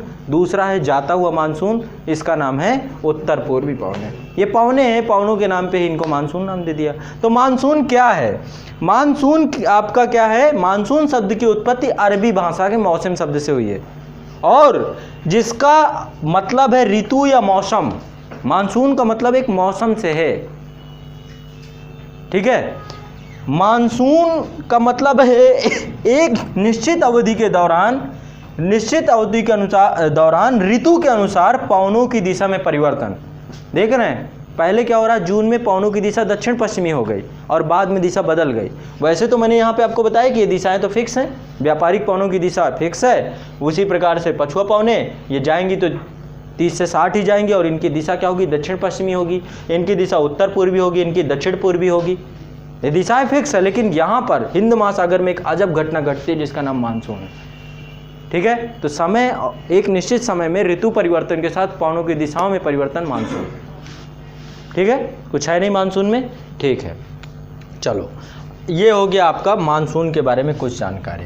अब देखो ये जो बारिश होती है, यहाँ पे ज़्यादा बारिश होती है, इस क्षेत्र में ज़्यादा बारिश होती है, धीरे धीरे बारिश यहाँ पे कम हो जाती है। भाई पहले ये बंगाल की खाड़ी की शाखा है, यहाँ पे ज़्यादा बारिश करवाती है, 200 सेंटीमीटर से ज़्यादा बारिश होती है इस क्षेत्र में, 400 सेंटीमीटर तक बारिश होती है यहाँ पे। इधर ये वाला बेल्ट आया, इसने आकर के यहाँ पर भी बारिश खूब करवाया। तो जिस क्षेत्र में खूब वर्षा होगी तो वनस्पति भी उतनी अच्छी होगी, है ना। तो अब हमारी चर्चा होगी प्राकृतिक वनस्पतियों की। आप देख रहे हैं एक मैंने यहाँ पे मानचित्र बनाया है जहाँ पर मैंने वनस्पतियों के बारे में बताने का प्रयास किया, ठीक। जैसे जैसे भारत में बारिश होती है उसी प्रकार से भारत में वनस्पतियाँ पाई जाती हैं, ठीक है। वैसे वनस्पति कहते किसे हैं, वनस्पति का मतलब है पौधों का समूह। कुछ पौधों का समूह होता है जिसको एक सामूहिक रूप में हम वनस्पति का नाम देते हैं, और कुछ नहीं है वनस्पति। तो पौधों के समूह को वनस्पति कहते हैं। भारत में उच्चावच के हिसाब से, जलवायु के हिसाब से, तापमान के हिसाब से, वर्षा के आधार पर विभिन्न प्रकार की वनस्पतियां पाई जाती हैं। बहुत सारे कारक हैं जो वनस्पतियों के लिए जिम्मेदार हैं। यहाँ पर आप देख सकते हैं, मैंने यहाँ पर दिखाने का प्रयास किया है, ये पूरा जो क्षेत्र है जो हिमालयन बेल्ट है, दो प्रकार से मैंने यहाँ पे दिखाया है। ये देखो नेपाल तो हम नहीं जाएंगे, अपना तो है नहीं, बोले हिमालय में है तो चलो हम इसको भी पढ़ लेते, नहीं। हमने देखा हिमालय को दो भागों में बांटा, ये है पूर्वी हिमालय, ये है पश्चिमी हिमालय, है ना। तो पश्चिमी हिमालय में आपने देखा पर्वतीय वन है, इनको वनों को बोलते हैं पर्वतीय वन, ठीक है। और ये वाला बेल्ट आपका अरुणाचल प्रदेश का, सिक्किम का, ये भी पर्वतीय वन है। हिमालय पर्वत में अवस्थित ये वन है, पर्वतीय वन है, ठीक है। ये मैदानी क्षेत्र है पूरा आपका, मैदानी बेल्ट है।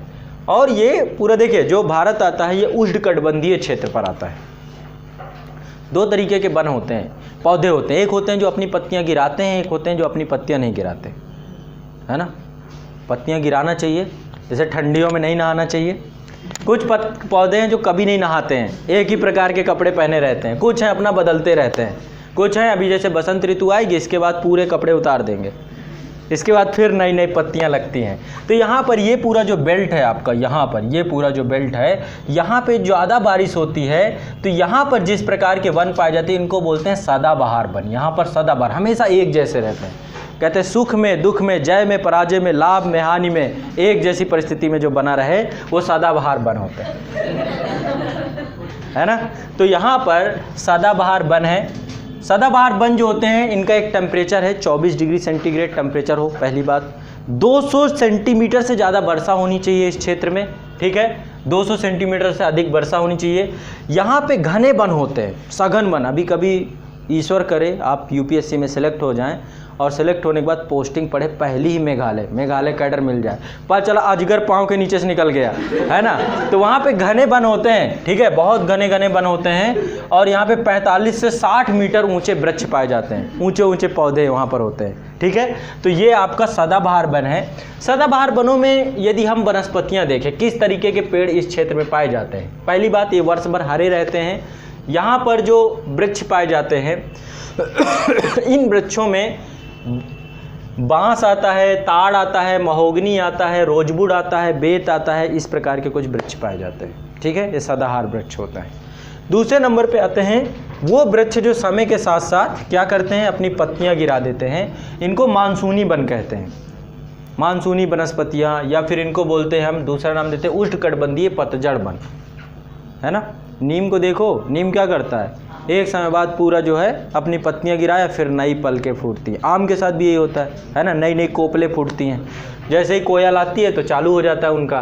तो ये पूरा जो क्षेत्र है उष्णकटिबंधीय पतझड़ वन, काफ़ी बड़ा क्षेत्र है, देख लीजिए नीचे से लेके पूरा ये पूरा बेल्ट आपका। कारण क्या है, वर्षा। यहाँ पे वर्षा आते आते कम हो गई, यहाँ पे 100 से 200 सेंटीमीटर के आसपास वर्षा पड़ती है, इससे ज़्यादा नहीं होती है। गर्मियों के प्रारंभ में अपनी पत्तियाँ गिरा देते हैं, बसंत ऋतु के तुरंत बाद से ही चालू हो जाता है इनका अपना रोना।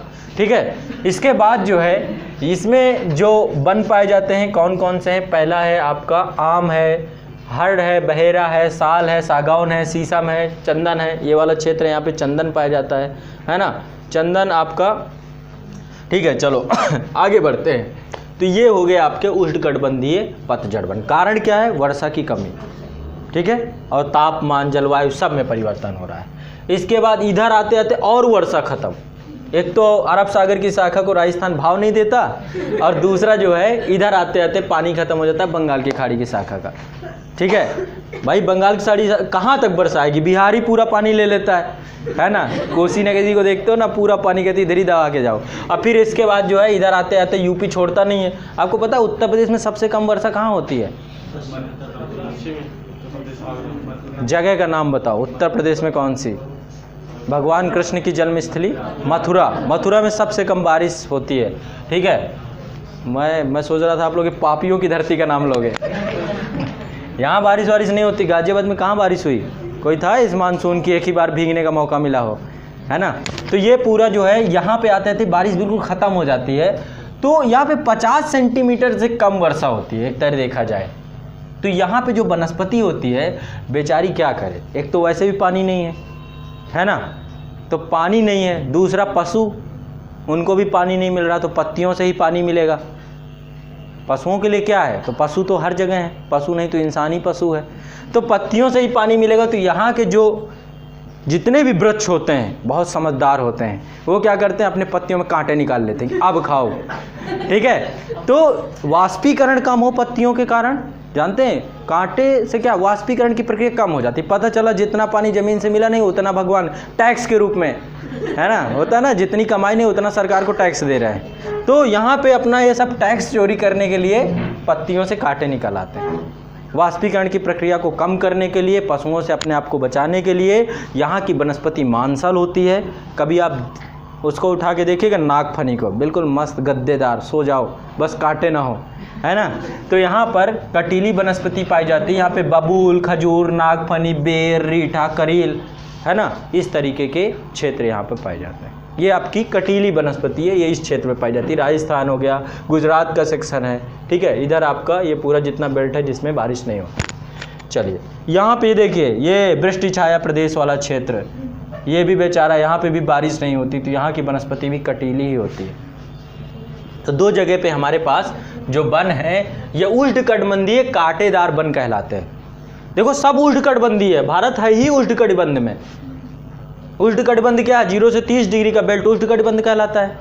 ठीक है, तो हमारा ये पूरा क्षेत्र ही उष्णकटिबंध में आता है, तो ये उष्णकटिबंधीय कांटेदार वन कहलाते हैं। ऊपर चलते हैं और ऊपर चलिए, तो देखो एक पहाड़ों में क्या होता है ना, उच्चावच होता है। पहली बात पता चला 900 मीटर में कुछ और वनस्पति, 900 से 1500 मीटर में कुछ और वनस्पति, 1500 से 2000 मीटर में कुछ और वनस्पति। जैसे जैसे ऊपर जाओगे टेम्परेचर कम होगा ना, तापमान कम होगा, वर्षा की प्रकृति चेंज होगी, जलवायु में परिवर्तन आएगा, बहुत सारे तत्व मिलकर के वनस्पति के स्वरूप में परिवर्तित कर देते हैं। अब मैंने आपको बताया कि जो आपकी हिमालय है, ये हिमालय पर्वत श्रेणी है।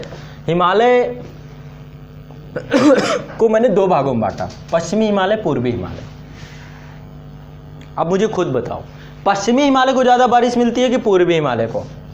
इसको ज़्यादा बारिश मिलती है कि इसको ज़्यादा बारिश मिलती है? इसको ज़्यादा बारिश मिलती है, तो इसके भाव कुछ अलग ही होंगे, है ना। तो पूर्वी हिमालय अधिक वर्षा वाला क्षेत्र है। देखो आप किसी पहाड़ में चढ़ते चले जाओ, एक समय बाद ऐसा आएगा कि टेम्परेचर इतना कम हो जाएगा उस पहाड़ में कि उसके ऊपर वनस्पति का उगना संभव नहीं हो पाएगा। तो लगभग ये होता है कि धरातल से, समुद्र तल से 5000 मीटर की ऊंचाई पर जब आप जाते हैं तो हिम रेखा प्रारंभ हो जाती है, वहाँ से बर्फ़ चालू हो जाती है और एक स्थायी होती है वो बर्फ़, उसके ऊपर वनस्पतियों का अभाव पाया जाता है। तो 5000 नीचे ही जितना होगा, जितनी वनस्पतियाँ पाएंगे तो 5000 नीचे ही। कभी आपका दिल किया, कभी एडवेंचरस पर्सन बनने की कोशिश की, चलो माउंट एवरेस्ट चढ़ के आते हैं, है ना, आधे से गए लौट आए।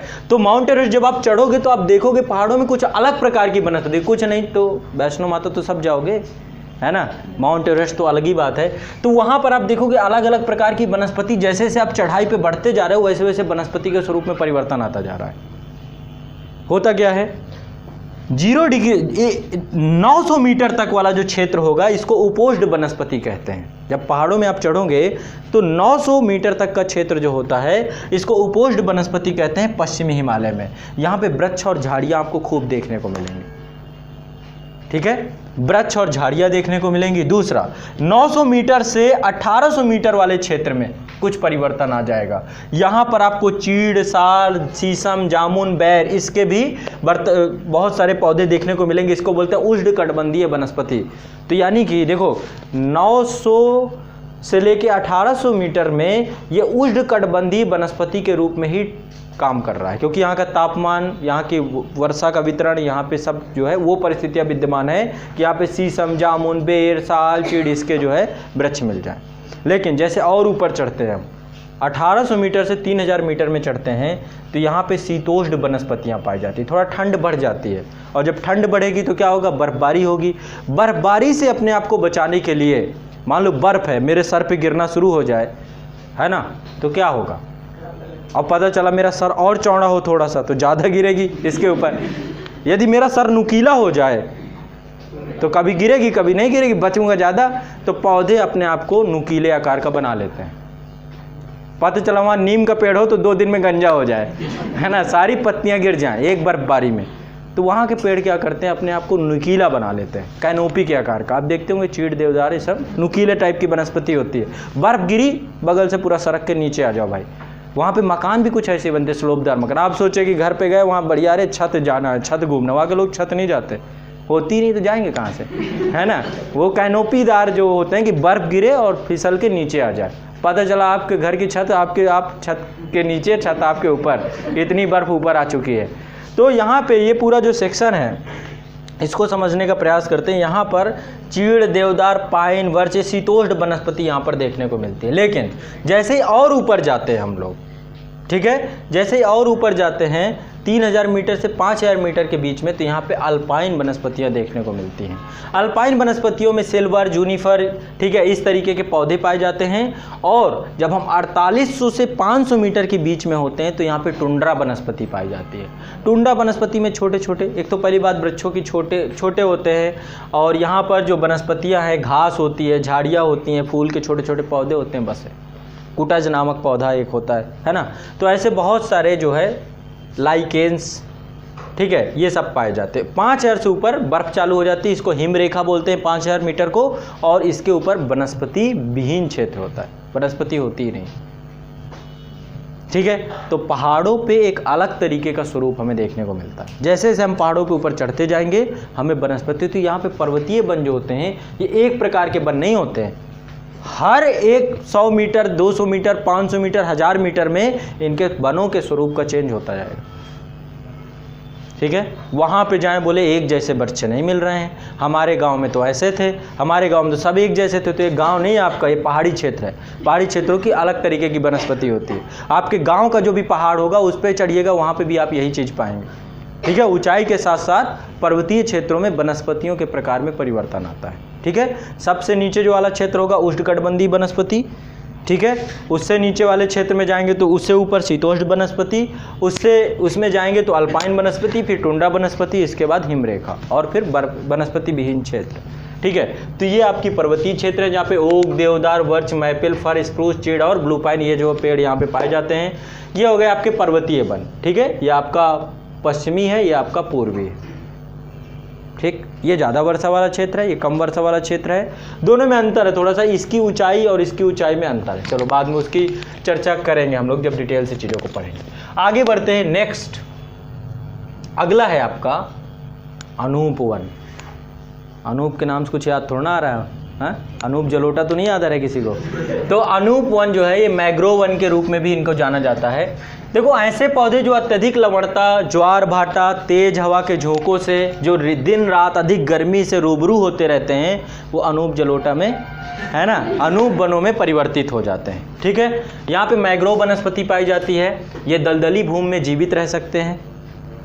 ठीक है, नदियाँ अपना पानी लेकर आकर समुद्र में गिराती है। देखो नदियों से एक ही चीज़ से मतलब है, समुद्र की तरफ यात्रा निरंतर चलती रहती हैं। उनको एक पानी की यात्रा जब ग्लेशियर से शुरू होती होगी तो उसको लगता होगा कि मेरी यात्रा कितनी लंबी है। ठीक है, पता चला वो शुरू हुआ था ग्लेशियर से, जाने के लिए समुद्र आप पहुँचे, एक लोटा उसे भर के चले आए। वो पानी सोच रहा था जाऊँगा समुद्र, पता चला आपके अंदर चला गया। ठीक है, तो यात्रा कितनी लंबी होती है। तो यहाँ पे आकर के डेल्टाई क्षेत्र होते हैं। नदियाँ जब जहाँ पे मुहाना बनाती हैं, यहाँ पे इनकी गति मंद हो जाती है ना। कारण क्या होता है, गाद का जमाव हो जाता है, स्लोप कम हो जाता है, तो यहाँ पर एक डेल्टाई क्षेत्र क्रिएट हो जाता है। कहीं पे डेल्टा बनता है, कहीं पे एस्चुरी बनता है। तो नदियाँ इस क्षेत्र में, मुहाने वाले क्षेत्रों पे एक अलग तरीके की वनस्पति पाई जाती है। इस वनस्पति का नाम होता है मैंग्रोव वनस्पति। ठीक है, यहाँ पे देखो दो तरीके की वनस्पति हम देखेंगे। मैंग्रोव वनस्पति अलग है और समुद्री क्षेत्रों में, समुद्र तटीय जो है, गोवा चले जाओ, अब गोवा में बीच में खड़े हो, बोले मैंग्रोव वन नहीं दिख रहा है ना, वो थोड़ा ना दिखेगा। मैंग्रोव वन जो आपको दिखेगा वो नदियों के डेल्टाई क्षेत्रों में दिखेगा। लेकिन समुद्र के तटीय क्षेत्र में आप जाओगे, नारियल के पेड़ खड़े हैं बढ़िया, है ना, नारियल है, खजूर है, इस तरीके के पेड़ आपको सुंदर सुंदर दिखाई देंगे। तो समुद्र तटीय वृक्ष अलग है और मैंग्रोव वन अलग है। तो मैंग्रोव वन डेल्टाई क्षेत्रों में है। पहली बात ये दिमाग में याद कर लो, यहाँ पे आपको दो तरीके के वृक्ष, एक मैंग्रोवा नामक वृक्ष पाया जाता है, दूसरा सुंदरी वृक्ष पाया जाता है। ठीक है, आपको पता होगा सुंदरबन का डेल्टा है पश्चिम बंगाल में, और इस क्षेत्र में जो है, ये वाला क्षेत्र जो पश्चिम बंगाल का सबसे ज़्यादा डेल्टाई वन यहीं पर है। सबसे ज़्यादा मैंग्रोव वनस्पति में नंबर 1 है पश्चिम बंगाल, दूसरे नंबर पे गुजरात का नंबर आता है। ठीक है, तो यहाँ पे आपका जो अनूप वन है, ये ऐसे पौधे हैं जो अत्यधिक लवणता में, ज्वार भाटा में, तेज हवा में, अत्यधिक गर्मी में, दलदली भूमि में जीवित रह सकते हैं। ये आपके अनूप वन कहलाते हैं और यहाँ पे मैंग्रोव वन या अनूप वन के रूप में नहीं जानते हैं।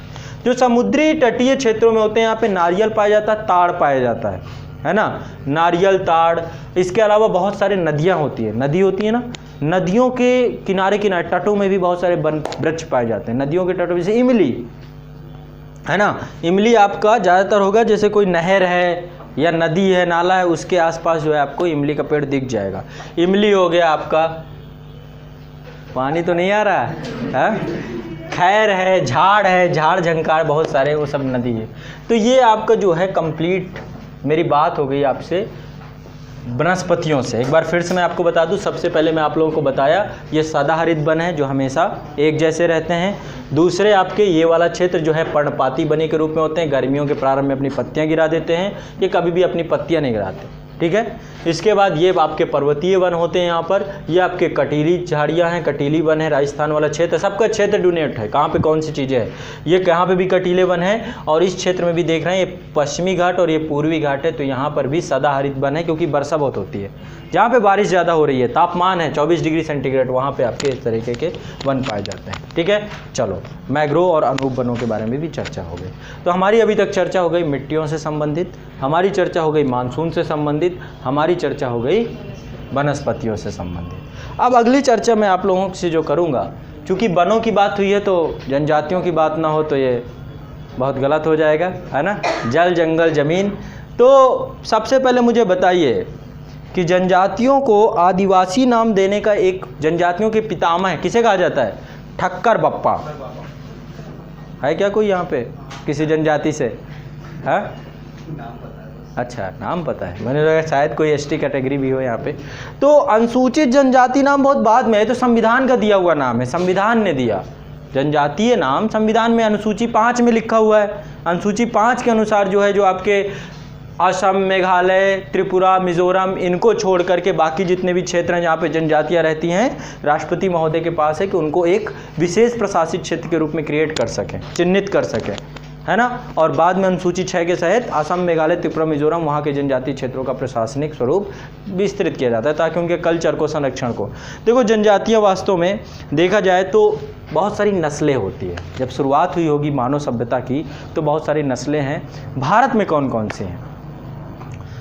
जैसे गोरी चमड़ी के लोग आप देखते हो, गोरे चमड़ी के कहाँ हैं? हमारे यहाँ तो नहीं है, यूरोप में है ना। हम लोग गोरे नहीं हैं, ये भ्रम में छोड़ दो, ठीक है। हम लोग आपस में सापेक्षतया बोलते रहते कि ये ज़्यादा गोरा, ये ज़्यादा काला है। हम सब एक ही जैसे हैं। कभी गोरे आपने देखे नहीं, उनको देख लो तो अंधेरे में बैठा दो तो रोशनी कर देते हैं। और काले भी आपने नहीं देखे, हम काले भी नहीं हैं। काले चमड़ी वाले लोग जब हंसते हैं तो क्या होता है, एक अलग सा, है ना, ठीक है, अलग सा ही उजाला, उससे लगता है सफ़ेद रंग की किरण कहाँ से निकल रही है।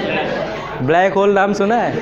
कुछ वैसा ही होता है, वो दिखाई नहीं देता है, अपनी वो प्रकाश को भी अपने तरफ आकर्षित कर लेता है। तो काले चमड़ी के लोग जो होते हैं, जो निग्रोइड कहलाते हैं, निग्रो होते हैं, निग्रिटो, ये हमारे यहाँ भी है। अभी जैसे सेंटलीज बहुत चर्चा में है, निग्रिटो है, ठीक है। किस प्रकार की नस्ल है? निग्रिटो नस्ल है। दूसरा जो है आपका, एक होता है जो गोरी चमड़ी, काकेसाइड कहलाते हैं, और तीसरे होते हैं पीली चमड़ी वाले। आप कहेंगे ये कौन होते हैं? पीली चमड़ी वाले यदि ज़्यादा देखना हो तो कहाँ गए अनिल जी?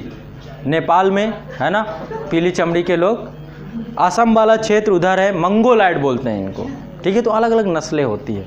भारत में कोई एक नस्ल है ही नहीं, सब मिश्रित है। हम लोगों का तो गड़बड़ मिक्सचर है ना, वो आता है ना हल्दीराम का गड़बड़ मिक्सचर, तो कुछ वैसे ही हाल हम लोगों का हो गया है। तो भारत में प्रजाति हैं द्रविडियन, ये हमारी आदिम प्रजाति थी, सबसे पहली प्रजाति हमारी द्रविडियन थी। इसमें अभी भी हैं, जैसे टोंडा जनजाति है ना, द्रविडियन ही है। भील जनजाति द्रविडियन ही है। जुआंग जनजाति द्रविडियन ही है, ठीक है। अभी ये लोग मिक्स्ड नहीं हुए, ये अभी मिक्स्ड नहीं हुए, इन्होंने अपने कल्चर को बचा के रखा। लेकिन हमको ये लगता है अरे सब ठीक, वो उन्होंने अपने कल्चर को जिंदा रखा अभी भी, कि भैया हमारी नस्ल ख़त्म ना हो जाए। जनजातियाँ अपने संस्कृति कल्चर को बचा के रखते हैं, अभी भी द्रविडियन हैं। बहुत सारी जनजातियाँ हैं जो अपने कल्चर को जिंदा रखे हुए, ठीक है। तो द्रविडियन हो गई आपकी। भारतीय आर्य, भारतीय आर्य, इनमें बड़ा विवाद है। बहुत लोग कहते हैं भारतीय हैं, बहुत लोग कहते हैं विदेशी थे, ठीक है। तो 200 BC के आसपास कुछ लोगों ने कहा कि कुछ लोग भारत आए, आर्य कहलाए, है ना। तो भारतीय आर्य ये मध्य एशिया से भारत आए थे, है ना। अभी आपका जो पंजाब वाला क्षेत्र है, यूपी वाला क्षेत्र है, जम्मू कश्मीर वाला क्षेत्र है, यूपी का यही क्षेत्र जहाँ बैठे हैं हम, तो नहीं, हम तो यूपी के इधर वाले क्षेत्र से थोड़ा ना है। तो ये जो पूरा क्षेत्र है आपका, ये भारतीय आर्यों का क्षेत्र है। मंगोलाइड, असम नेपाल के तराई वाला क्षेत्र, ये मंगोलाइड क्षेत्र है, नॉर्थ ईस्ट का जितना बेल्ट है। इसके बाद आर्य द्रविडियन, यूपी, बिहार, राजस्थान, आर्य द्रविडियन। जब यहाँ पे आर्य आए और द्रविडियन के साथ उनका मिक्स्ड हुआ, तो ये जो जितना बेल्ट आपको नॉर्थ ईस्ट का दिखता है, संक्रमण क्षेत्र, ये पूरा आपका आर्य द्रविडियन है। दूसरा है मंगोल द्रविडियन। जब ये लोग बंगाल उड़ीसा वाले क्षेत्र में पहुंचे तो वहां पर मंगोल यानी कि नॉर्थ ईस्ट और इधर दोनों का गड़बड़ मिक्सचर हो गया, तो उधर आपका बंगाल और उड़ीसा में पहुंच गया। इसके बाद सिंथो द्रविडियन, केरल, सौराष्ट्र, गुजरात और MP वाले क्षेत्र में। तुर्क, ईरानी, अफगानिस्तान, बलूचिस्तान वाले क्षेत्र में। तो ये तो मोटा मोटी हो गया। एक पर्सन है, इन पर्सन का नाम है रिजले महोदय। रिजले महोदय ने जो वर्गीकरण किया है कुछ इस तरीके से किया है। पहले इन्होंने बताया निग्रोटो, ये भारत में पाए जाते हैं काली चमड़ी के लोग। दूसरा प्रोटो ऑस्ट्रेलाइड यानी पूर्व द्रविड़ लोग। तीसरा इन्होंने बताया इंडो आर्यन प्रजाति है। अगला इन्होंने बताया चौड़े सिर वाले लोग, ठीक है। चौड़े सिर वाली प्रजातियाँ एल्पोनाइड, डिनारिक और आर्मेनाइड, ठीक है। ये कुछ जो है इन्होंने पूरा बताया है। मैं इन चीज़ों को और डिटेल से बताऊँगा आने वाले समय में। नेक्स्ट आगे बढ़ते हैं। अब थोड़ा सा जनजातियों के बारे में हम देखते हैं कि भारत में कौन सी जनजाति कहाँ पाई जाती है। बहुत सारी जनजातियाँ हैं, एक दो जनजाति तो है नहीं। अच्छा, सबसे बड़ी जनजाति कौन सी है? सबसे बड़ी जनजाति जनसंख्या के हिसाब से देखा जाए तो गोंड जनजाति है ना। गोंड जनजाति आपकी सबसे बड़ी जनजाति है। और दक्षिण भारत की सबसे बड़ी जनजाति नीलगिरी पहाड़ियों में रहती है। क्या नाम है? टोंडा जनजाति, बहुत फेमस है, तमिलनाडु नीलगिरी पहाड़ियों में रहती है। तो यहाँ पे देखो क्रम से मैं बताता जाऊँगा, ठीक है। जम्मू कश्मीर में जो जनजातियाँ रहती हैं, जम्मू कश्मीर में जो जनजातियाँ रहती हैं, इनका नाम क्या है? बकरवाल, गुज्जर, मौल, चांगपा, बाल्टी, गद्दी, सिप्पी, ये जनजातियों के नाम हैं, ठीक है। जनजातियाँ कभी आप जाएं, जैसे हिमाचल प्रदेश वगैरह जाएं, तो वहाँ पर देखेंगे कि पहाड़ी वाले क्षेत्रों में छोटे छोटे घर बने हुए हैं, ठीक है। वो करते क्या? उनका एक छोटा सा अपना खुद का कल्चर है। पशुपालन कर रहे हैं मान लो अभी, है ना, पशुपालन कर रहे हैं, अपना पशुओं में मग्न है, कभी कभी उनको वहीं पर पूरा डेवलप कर रखा है चीज़ें। बहुत रेयर होता है कि वो मैदान पे आते हैं ज़रूरतों के लिए, बहुत रेयर केस पे आते हैं, ठीक है। और उन लोगों की बहुत तेज़ चलने का तरीका, पहाड़ से उतरे दन्ने दे चढ़ गए, ठीक है, इतना उनका इतना प्रैक्टिस होता है। छोटे छोटे पाँव इसीलिए होते हैं उनके, ताकि जो है आराम से गए गटक दे चढ़ गए। होते छोटे कद के होते हैं जितने भी पहाड़ी लोग होते हैं। इसके बाद अगला जो आपका है हिमाचल प्रदेश। हिमाचल प्रदेश में गद्दी, किन्नौर, खाम्पा, गुज्जर, लाहौली, पंगवाला, स्वांगला, तो जितना भी आला काला पाला हो सब हिमाचल प्रदेश में, ठीक है। लाहौली, पांगवाला, स्वांगवाला, ठीक है, खाम्पा, गुज्जर, ठीक। पंजाब वाले क्षेत्र में, पंजाब में भी स्वांगला, सांसी, गद्दी, चूँकि ये जुड़ा हुआ है तो ये जनजातियाँ यहाँ भी पाई जाती हैं। राजस्थान में भील, सब जानते हैं, है ना, भील। मीणा का नाम भी सुना होगा, मीणा जनजाति। मीणा जनजाति ये मीन शब्द से बना है, मीणा। मत्स्य महाजनपद आपने सुना होगा, महाभारत में नाम आता है इस महाजनपद का, मत्स्य महाजनपद, बहुत फेमस महाजनपद था, है ना।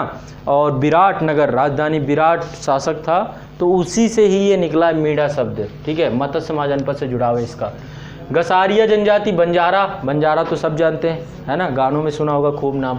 बंजारा, बगड़ी, पटेलिया, सहारिया, ये सब जनजातियाँ राजस्थान में हैं। गुजरात में बहुत सारी जनजातियाँ, पटेलिया, ठीक है, पटेलिया, पोमला, चारना, खारी, धोड़िया, कोकना, खाकरा, पाकरा, ठीक है, भील, बंजारा, खीरी, कोली, ये सब जनजातियाँ आपकी, ठीक है, ये आपकी गुजरात की जनजातियाँ हैं। अगला है आपकी महाराष्ट्र की। महाराष्ट्र की जनजातियाँ, यहाँ पर आपकी बारदा, बाचवा, भील, भुंजिया, बिरहुल, धनवार, धोड़िया, कोली, ये सब जनजाति महाराष्ट्र की है। किसी पे हंसते नहीं है, आने मौका आप कभी आपकी भी जनजाति का नाम लेता हूँ। तो ये जो है ये जनजातियाँ हैं महाराष्ट्र की, बारदा, बाचवा, भील, भुंजिया, बिरहुल, धनवार, कोली। इसके बाद गोवा में दो जनजातियाँ पाई जाती है, धोड़िया और बरली। बरली कहाँ, कोई जगह का नाम है, नहीं पता, आधी चीज़ें तो पता नहीं कहाँ से महाराष्ट्र से हैं, नहीं आता, चलो पढ़ाऊँगा। तो यहाँ पे धोड़िया, बरली, ये दो जनजातियाँ हैं, जगह के नाम पे ही पढ़ा इनका। नेक्स्ट कर्नाटका। कर्नाटका में एक फेमस जनजाति याद करो, चेंचू, ये बहुत पूछी जाती है। चेंचू जनजाति, दो चा हैं इसमें, ये दोनों कर्नाटका, चेंचू, मलेरू, कुरुम्बा, बुरुंडा, बरांडा, सोलगा। एक चीज़ और यहाँ पे मैं बताना भूल गया, देखो ये जो आपकी जनजाति वाला क्षेत्र है, यहाँ पे नीलगिरी पहाड़ी है। नीलगिरी पहाड़ी एक ऐसा क्षेत्र है जो कि पश्चिमी घाट और पूर्वी घाट को आपस में आके जोड़ देता है, एक नॉट है, ये घाट की तरह है, ठीक है। तो इस पहाड़ी वाले क्षेत्र पर बहुत सारे वन पाए जाते हैं, इन वनों का नाम है सोलास वन, ठीक है। नीलगिरी पहाड़ी, अन्नामलाई पहाड़ी, पालनी पहाड़ी, ये तीन पहाड़ियाँ आकर के आपस में एक ट्रायंगुलर शेप में मिल जाती हैं, इस पर पाए जाने वनों को सोलास वन कहते हैं, ठीक है। पूछता है सोलास वन क्या है, तो यहाँ पर जो वन पाए जाते हैं इस क्षेत्र में, ये सोलास वन कहलाते हैं। ये भी कैसे हैं, शीतोष्ण कटिबंधीय वन है, क्योंकि पहाड़ी ऊंचे वाला स्थान है, तो यहाँ पे थोड़ा सा टेम्परेचर क्या होता है, कम हो जाता है, तो यहाँ पे शीतोष्ण कटिबंधीय वन पाए जाते हैं, इनको सोलास नाम दिया गया है, ठीक है। हाँ, तो इसी क्षेत्र पे पहुँच गए थे हम, यहाँ पे ये कर्नाटक वाला क्षेत्र है। तो कर्नाटक वाले क्षेत्र में आपके वार्डा, चेटू, कुरुम्बा, मरेरू और सोरगा, ठीक है। लक्षद्वीप में एक जनजाति पाई जाती है जिसका नाम है मालिम जनजाति। मालिमी जनजाति जो है आपकी लक्षद्वीप में पाई जाती है, ठीक है। केरल में बहुत फेमस जनजाति मोपला, मोपला विद्रोह 1921 में हुआ था। मोपला जनजाति, नायर जनजाति, मलकारा जनजाति, अलार जनजाति, अदियान जनजाति, इतनी जनजातियाँ केरला की हैं। तमिलनाडु में टोडा जनजाति, कुरुम्बा जनजाति, कोटा जनजाति, इरुला जनजाति, बड़गा जनजाति, अलग अलग नाम है सबका, ठीक है। इरुला जो होते हैं काले रंग के, श्याम वर्ण सभी होते हैं, सब वैसे ही है, कोई इसमें कोई दिक्कत नहीं है, ठीक है। नीलगिरी में जो टोंडा जनजाति पाई जाती है, टोंडा जनजाति में बहुपति प्रथा होती है, महिला सशक्तिकरण। अभी यहाँ पे देखते हैं ना, बहुपत्नी प्रथा चल रही है ना, तलाक दिया दूसरी, तलाक दिया दूसरी, वहाँ पे तलाक वलाक की जरूरत नहीं है, एक औरत कई पुरुषों के साथ विवाह संबंध स्थापित कर सकती है। बहुपति प्रथा जो है टोंडा जनजाति में है, ध्यान रखना है, ये दक्षिण भारत की सबसे बड़ी जनजाति है, ठीक है। आगे बढ़ते हैं, यहाँ पर एपी, आंध्र प्रदेश में रेड्डी, जगन मोहन रेड्डी, है ना, रेड्डी जनजाति, नायक जनजाति, कोया जनजाति, कुलिया जनजाति, लंबाडी जनजाति, ये आपकी आंध्र प्रदेश की हैं। तेलंगाना में थोड़ी है, बंजारा है, गोंड है, ठीक है, 3 जनजाति गोंड यहाँ पर भी पाई जाती हैं कुछ। इसके बाद उड़ीसा है, उड़ीसा में भुइया, कोरा, जुआंग, कोल, कोया, ठीक है, भुइया, कोरा, जुआंग, कोय, कोला। इसके बाद जो है पश्चिम बंगाल में भूमिज, असुर, हो, कोरबा, ये जनजाति आपकी पश्चिम बंगाल में है। इसके बाद देखो 2-3 नंबर दिलाएंगे ये जनजातियाँ, जो हंस रहे थे ना, हंसी ख़त्म कर देती हैं ये, सिलेक्शन रोकने और करने में काम भी इनका है। इसके बाद ये आपका छत्तीसगढ़ में खोंड जनजाति, खरिया जनजाति, मुंडा जनजाति, कोडाकू जनजाति, ये जनजातियाँ आपकी छत्तीसगढ़ में हैं। मध्य प्रदेश में भील, सबसे ज़्यादा जनजातियाँ मध्य प्रदेश में पाई जाती हैं, ठीक है। भील जनजाति, गोंड जनजाति, देखो सबसे बड़ी जनजाति यही है, सबसे ज़्यादा जनसंख्या गोंड जनजाति की है। पहले जो था, अभी डाटा चेंज हुआ है, पहले भील जनजाति कई जगह पे आपको मिले तो गलत है, सही है इसका आंसर गोंड जनजाति। भील जनजाति, गोंड जनजाति, अगरिया जनजाति, कोल जनजाति, कमार जनजाति, बेंगा जनजाति, इतनी जनजातियाँ मध्य प्रदेश में पाई जाती है। नेक्स्ट झारखंड में संथाल जनजाति, मुंडा जनजाति, हो जनजाति, खोंड जनजाति, असुर जनजाति, भुइया जनजाति। अंजलि जी नहीं आई हुई है, हाँ, नहीं तो वो बताती, वो झारखंड से ही हैं, और हो सकता है क्योंकि झारखंड में ज़्यादातर जनजातियाँ हैं तो हो सकता है वो जुड़ाव भी रखती हो। तो यहाँ पर जो संथाल जनजाति के लोग हैं जादू टोना करते हैं, जादू टोना करने वाली जनजाति है संथाल जनजाति, ठीक है। वहीं पर पश्चिम बंगाल की भूमिज जनजाति सरना धर्म को मानती है। सरना धर्म मतलब होता है एकेश्वरवाद, एक ही धर्म पे विश्वास करना, ठीक है। इसके बाद हमारा उत्तर प्रदेश, हम सब जानते हैं बहुत सारी जनजातियां यहाँ पे। थारू जनजाति का नाम फेमस है, थारू है, जौनसारी है ना। तो जो थारू जनजाति है ये दीपावली को शोक पर्व के रूप में मनाती है, ठीक है। और आज भी थारू जनजाति के लोग संयुक्त परिवार में रहते हैं, ज्वाइंट फैमिली है यहाँ पर, ठीक है। तो संयुक्त परिवार प्रथा देखने को मिलती है, दिवाली को शोक पर्व के रूप में मनाते हैं, ठीक है। और इनमें से नाम आपका कितनी जनजातियाँ, जौनसारी है, बुक्सा है, भोटिया है, थारू है, राजी है, ठीक है। ये जनजातियाँ यहाँ पर पाई जाती हैं। और यहाँ पे भोटिया एक जनजाति है। भोटिया जनजाति में एक पत्नी प्रथा है, यदि पत्नी खत्म हो गई तो पति फिर दूसरा विवाह नहीं करता है, ठीक है। तो एक पत्नी प्रथा यहाँ पर देखने को मिलती है। और भोटिया जनजाति के लोग ऋतु प्रवास करते हैं, ऋतु, एक ऋतु कहीं और, दूसरे ऋतु कहीं और, तीसरे ऋतु कहीं और। तो ये भी आप बंजारन घुमंतु है, ठीक है। इसके बाद आपकी बहुत फेमस जनजाति बिहार चलते हैं। बिहार में बेदिया, बंजारा, बिरहाव, उराव, खोंड, असुर, बैगा, ये जनजातियां हैं, लेकिन ज़्यादातर जनजातियां झारखंड ले गया।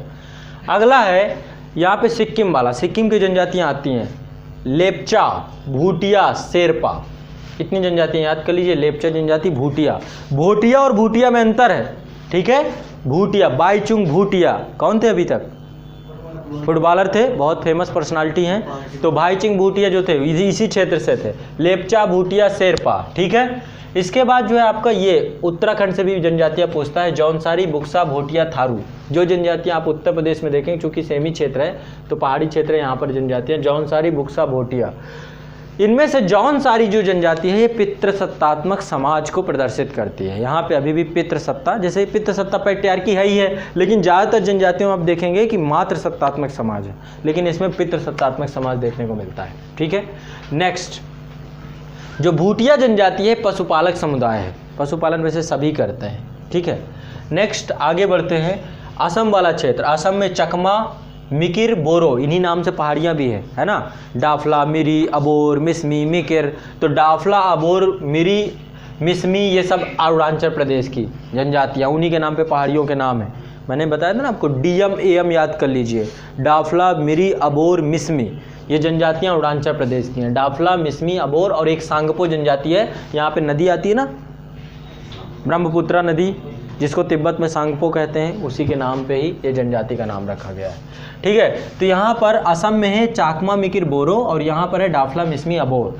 इसके बाद हम नीचे जाएँ तो यहाँ पर पाएंगे अरुणाचल प्रदेश से नीचे नागालैंड में यहाँ पे कुकी जनजाति पाई जाती है, नागा जनजाति पाई जाती है, रेगमा जनजाति पाई जाती है, ठीक है। बहुत 16 प्रकार की जनजातियाँ, कुकी के अंदर ही बहुत छोटी छोटी जनजातियाँ होती है। इसके बाद मणिपुर में अंगामी, कोम, माओ और मारिंग जनजाति। मिजोरम में मिजो, चाकमा, पावी जनजाति। त्रिपुरा में त्रिपुरी, लुसाई, और त्रिपुरा में ये लुसाई जनजाति बहुत पूछता है, लुसाई जनजाति त्रिपुरा में पाई जाती है। त्रिपुरी, लुसाई और उचाई ये जनजाति आपकी त्रिपुरा में पाई जाती हैं, ठीक है। मेघालय में गारो, खासी जनजाति है, उन्हीं के नाम पे पहाड़ियाँ हैं, ये जनजातियाँ पाई जाती हैं, ठीक है। तो लगभग सारी जनजातियों के बारे में हमारी चर्चा हो गई, कोई बची नहीं। आपको जनजातियाँ रटनी है, ये रटने से ही आएंगे, इन पे कोई ऐसा नहीं है कि इनको हम लोग कुछ ऐसा कर दें, ठीक है। तो आदिवासी शब्द ठक्कर बप्पा ने किया था, आदिवासियों के पितामह कहे जाते हैं। और एक पर्सन और थे जयपाल सिंह, जयपाल सिंह ने भी इनको आदिवासी नाम दिया था। और इसके बाद जो है इनके बारे में कुछ विशेषताएं क्या हैं। पहली बात, जो जनजातियां होती हैं आदिम विशेषताएं पाई जाती हैं, ठीक है, आदिम विशेषताएं पाई जाती हैं। दूसरा, भौतिक रूप से अलग रहते हैं, भौगोलिक रूप से अलग थलग रहते हैं। तीसरी चीज़ क्या है, अलग तरीके की संस्कृति होती है। चौथी चीज़ क्या है, आर्थिक पिछड़ापन पाया जाता है इन जनजातियों में। अगली चीज़ क्या है, ये समुदाय सामान्य समुदाय से मिलने में संकोच करते हैं। जैसे हमारे आपके बीच में आकर के यूपीएससी की तैयारी नहीं कर सकते, जबकि इनको पता है कि बहुत अच्छा कोटा दिया सरकार ने। पता है SC ST वालों को बहुत कोटा, सीटें हर साल बच जाती हैं, है ना, बहुत सारी सीटें। लेकिन कोई अब धीरे धीरे अवेयरनेस आ रहा है तो करते हैं, तैयारी हो जाता है। तो ये जो है आपका अब इसमें से आपको गोंड को याद रखना है। गोंड सबसे बड़ी जनजाति है, टोंडा दक्षिण भारत की सबसे बड़ी जनजाति, ठीक है। और इनके बारे में जो 2-3 बातें जो मैंने बताई। नागा जनजाति जो नॉर्थ ईस्ट की जनजाति है, झूम खेती करती है, ठीक है, जिसमें से नागा जनजाति हो गई, ये सब झूम खेती करती है। झूम खेती मतलब समझते हैं ना, अभी खेती किया, इसके बाद भूमि को छोड़ दिया, ठीक है, यहाँ तक कि आग लगा दी जाती है भूमि को, फिर दूसरी भूमि को उपजाऊ बनाया, वहाँ किया, फिर उसे छोड़ दिया। इससे बहुत ज़्यादा जैव विविधता नष्ट हो रही है। इसको लेकर के भी सरकार ने बहुत सारे कदम, ये प्रतिबंधित है झूम खेती। जनजातियों को छोड़ करके कोई भी झूम खेती नहीं कर सकता, झूम कल्टीवेशन अब अलाउड नहीं है। जनजातियाँ चूँकि अपने कल्चर को रख रही हैं तो उनके कल्चर को ज़िंदा रखने के लिए बनाए गए, ठीक है। ये हो गई आपकी एक बात। मैंने आप लोगों को अभी तक क्या क्या बता दिया, मिट्टियों के बारे में बता दिया, प्रकृति, मानसून, आप वनस्पतियों के बारे में चर्चा हो गई हमारी, विंड सिस्टम के बारे में चर्चा हो गई, जनजातियों के बारे में चर्चा हो गई। अब हमारी चर्चा होगी, हाँ, अंडमान निकोबार में वही सेंट लीज, कौन नहीं जानता, सेंट लीज, ओंग, जारवा, सोमपेन, ठीक है, ये आपकी अंडमान निकोबार की जनजातियाँ हैं। सेंट लीज, ओंग, जारवा, सोमपेन, ये आपकी जनजातियाँ। अब अगला देखते हैं, अब हम लोग आते हैं थोड़ा सा समझते हैं ये जो हम लोग ने पढ़ा है अभी तक कि राष्ट्रीय पार्क क्या होते हैं, अभ्यारण्य। देखो, वन्य जीव संरक्षण 3 प्रकार से किया जाता है। वन्य जीवों का संरक्षण 3 प्रकार से किया जाता है। सरकार या तो राष्ट्रीय पार्क बना दे, या तो अभ्यारण्य बना दे, या फिर जैवमंडल आरक्षित क्षेत्र घोषित कर दे, ठीक है। 3 तरीके से वन्य जीवों का संरक्षण किया जाता है। राष्ट्रीय पार्क जो होते हैं पूरी तरीके से सरकारी नियंत्रण में होते हैं, गवर्नमेंट के होते हैं, नाम ही है राष्ट्रीय पार्क, नेशनल पार्क, तो सरकार की संपत्ति होती है। पहली बात, सरकार द्वारा नियंत्रित होती है। दूसरी बात, मानवीय गतिविधियों पर इनमें रोक होती है। राष्ट्रीय पार्कों में निजी कार्य कुछ नहीं हो सकता, मानवीय गतिविधियां नहीं हो सकती है, ठीक है। सबसे पहला, अभी कितने राष्ट्रीय पार्क हैं देश में? 105। सबसे पहला है जिम कॉर्बेट, उत्तराखंड में है जिम कॉर्बेट, और इसी जिम कॉर्बेट को पहला टाइगर रिजर्व भी घोषित किया गया। देखो, इन्हीं राष्ट्रीय पार्कों में किसी भी प्रजाति को, जैसे कि हाथी परियोजना चली, उससे पहले आपका बाघ संरक्षण को लेकर के प्रोजेक्ट टाइगर चलाया गया, तो उस क्षेत्र को हमने क्या कर दिया, घोषित कर दिया कि ये टाइगर रिजर्व जोन है। अभी देश में 50 टाइगर रिजर्व है। कितने हैं? 50 टाइगर रिजर्व है, ठीक है। तो यहाँ पर सरकार द्वारा नियंत्रित होते हैं राष्ट्रीय पार्क, मानवीय गतिविधियों पर रोक होती है, अभी 105 हैं, ठीक है। इसके बाद अभ्यारण्य, अभ्यारण्यों में निजी कार्य की अनुमति होती है। अभ्यारण्यों में निजी कार्य की अनुमति होती है। पहला, अभी टोटल है 531 अभ्यारण्य, 531 अभ्यारण्य हैं, जिनमें से मेनाम सिक्किम का पहला अभ्यारण्य है, और हाथी परियोजना जो है यहीं से प्रारंभ की गई थी 17 दिसंबर 1992 से, इसी अभ्यारण्य से, ठीक है। चलो नेक्स्ट आगे बढ़ते हैं। टाइगर परियोजना जिम कॉर्बेट से शुरू हुई, हाथी परियोजना मेनाम सिक्किम से चालू हुई थी। जैवमंडल आरक्षित क्षेत्र, जैवमंडल आरक्षित क्षेत्र जो होते हैं सरकारी नियंत्रण में ही होते हैं। पहली बात तो ये दिमाग में याद रखना है, ठीक है, सरकारी नियंत्रण में होते हैं। दूसरी चीज, इसमें कुछ सीमा तक बाह्य क्षेत्र को निजी कार्य के लिए अनुमति दी जाती है, कुछ सीमा तक निजी कार्य की भी अनुमति होती है। पहला था नीलगिरी, पहला जैवमंडल आरक्षित क्षेत्र हमारा नीलगिरी था, ठीक है। और 1 अगस्त 1986 को ये सरकार ने प्रारंभ किया जैवमंडल आरक्षित क्षेत्र घोषित करना। तो अभी वर्तमान में कितने हैं टोटल? 18। तो 18 देख सकते हैं, अभी मैं दिखाता हूँ आपको। सबसे उत्तर वाला एक ही है, जम्मू कश्मीर में कोई नहीं है, ठीक है। उत्तर में है कोल्ड डेजर्ट के नाम से है, कोल्ड डेजर्ट के नाम से आपका हिमाचल प्रदेश में भारत का सबसे उत्तरतम जैवमंडल आरक्षित क्षेत्र, ठीक है। नीचे उतरते हैं, उत्तराखंड में नंदा देवी, नाम सुना होगा। गुजरात में कच्छ, कच्छ जो है भारत का सबसे बड़ा जैवमंडल आरक्षित क्षेत्र है, ठीक है। 2454 के क्षेत्रफल है इसका, ठीक है। 2454 किलोमीटर स्क्वायर इसका क्षेत्रफल है। आगे बढ़ते हैं, कच्छ आपका भारत का सबसे बड़ा है। नीचे आते हैं, नीचे आप देखिए जो ये केरला वाला क्षेत्र है, यहाँ पे अगस्त्यामलाई, ये भी आपका जैवमंडल आरक्षित क्षेत्र है केरला में। इसके बाद ये वाला क्षेत्र जो आपका मन्नार की खाड़ी है, इसको भी जैवमंडल आरक्षित क्षेत्र घोषित किया गया है, मन्नार की खाड़ी को, ठीक। कहाँ पर है? भारत और श्रीलंका के मध्य जो है मन्नार की खाड़ी अवस्थित है। यहाँ पे नीलगिरी के बाद जो है आप जाएंगे, नीलगिरी आपका भारत का सबसे पहला है। इसके बाद शेषाचलम आंध्र प्रदेश में पड़ता है, नीलगिरी आपका तमिलनाडु में है। इसके बाद और ऊपर चलेंगे, आंध्र प्रदेश में शेषाचलम है, उड़ीसा में सिम्पलीपाल आपका जो है सिपलीपाल उड़ीसा में, छत्तीसगढ़ में अचनकमार अमरकंटक, ठीक है, अचनाकमार अमरकंटक यहाँ पर है। मध्य प्रदेश में 2 हैं, पंचमढ़ी और पन्ना, ठीक है। मध्य प्रदेश में 2 जैवमंडल आरक्षित क्षेत्र हैं, पंचमढ़ी और पन्ना। इसके बाद पश्चिम बंगाल में सुंदरवन, मेघालय में नोक्रेक, ठीक है। इसके बाद असम में मानस, अरुणाचल प्रदेश में देहांग देबांग, और असम में 2 हैं, एक है डिब्रू सखोवा, सबसे छोटा है, डिब्रू सखोवा सबसे छोटा जैवमंडल आरक्षित क्षेत्र है, सबसे बड़ा कच्छ, सबसे छोटा डिब्रू सखोवा, और अरुणाचल प्रदेश में देहांग देबांग है आपका। इसके बाद जो है आप इधर आ जाइए, सिक्किम में कंचनजंगा से याद है, कंचन जी कहाँ गई? हाँ, इस समय नहीं है। तो ये जो है आपका पूरा कंप्लीट हो गए 18। यहाँ पे एक और है, अंडमान निकोबार, भारत का सबसे दक्षिणतम है ग्रेट निकोबार, भारत का सबसे दक्षिणतम है ग्रेट निकोबार। तो टोटल 18 हैं, कोल्ड डेजर्ट, कच्छ, मन्नार की खाड़ी यहाँ पे है, अगस्त्यामलाई, नीलगिरी, शेषाचलम, सिम्पलीपाल, अचनाकमार, और यहाँ पर है आपका पंचमढ़ी, पन्ना, सुंदरवन, नोक्रेक, मानस, डिब्रू सखोवा, देहांग देबांग, कंचनजंगा, नंदा देवी, कोल्ड डेजर्ट। ये आपके सारे जैवमंडल आरक्षित क्षेत्र हैं, टोटल संख्या 18 है, याद रखिएगा, है ना। और इनको जो है मैप में एक बार देखने का आप भी खुद से प्रयास कीजिएगा, ठीक है। चलो आगे बढ़ते हैं। अब हम लोग चलते हैं देश की परिवहन व्यवस्था को देखने के लिए, ठीक है। मैं आज आपको भारत का भ्रमण कराऊंगा, 2-3 हाईवे पे चलेंगे हम लोग, 2-3 ज़्यादा नहीं, 15-16 हाईवे तो घुमा ही देंगे, 15-16 तो बनता है ना, क्यों इरशाद जी? हाँ, तो कहाँ चलना है? कोर्रही। तो यहाँ पर जो है ये हाईवेज आप देख रहे हैं, देखो होता क्या है, भारत में सबसे सस्ता सबसे सुगम परिवहन कौन सा है? आसान, रेलवे है सस्ता, मैं कब कह रहा हूँ कि सस्ता नहीं है, ठीक है। सबसे ज़्यादा सुगम मैंने शब्द प्रयोग कर दिया, सड़क परिवहन सुगम है। अभी आप यूज कर रहे हो, सड़क परिवहन करके आते हो, घर से निकलते हो सड़क परिवहन से आते हो, ना कि रेलवे से, कि रेलवे से बैठ के जाएंगे कोचिंग, है ना। गाड़ी चलाना है, स्कूटी चलाना है, खुद की बाइक है, खुद की। ट्रेन कब चला रहे हो? जब कुछ नहीं है आपके पास।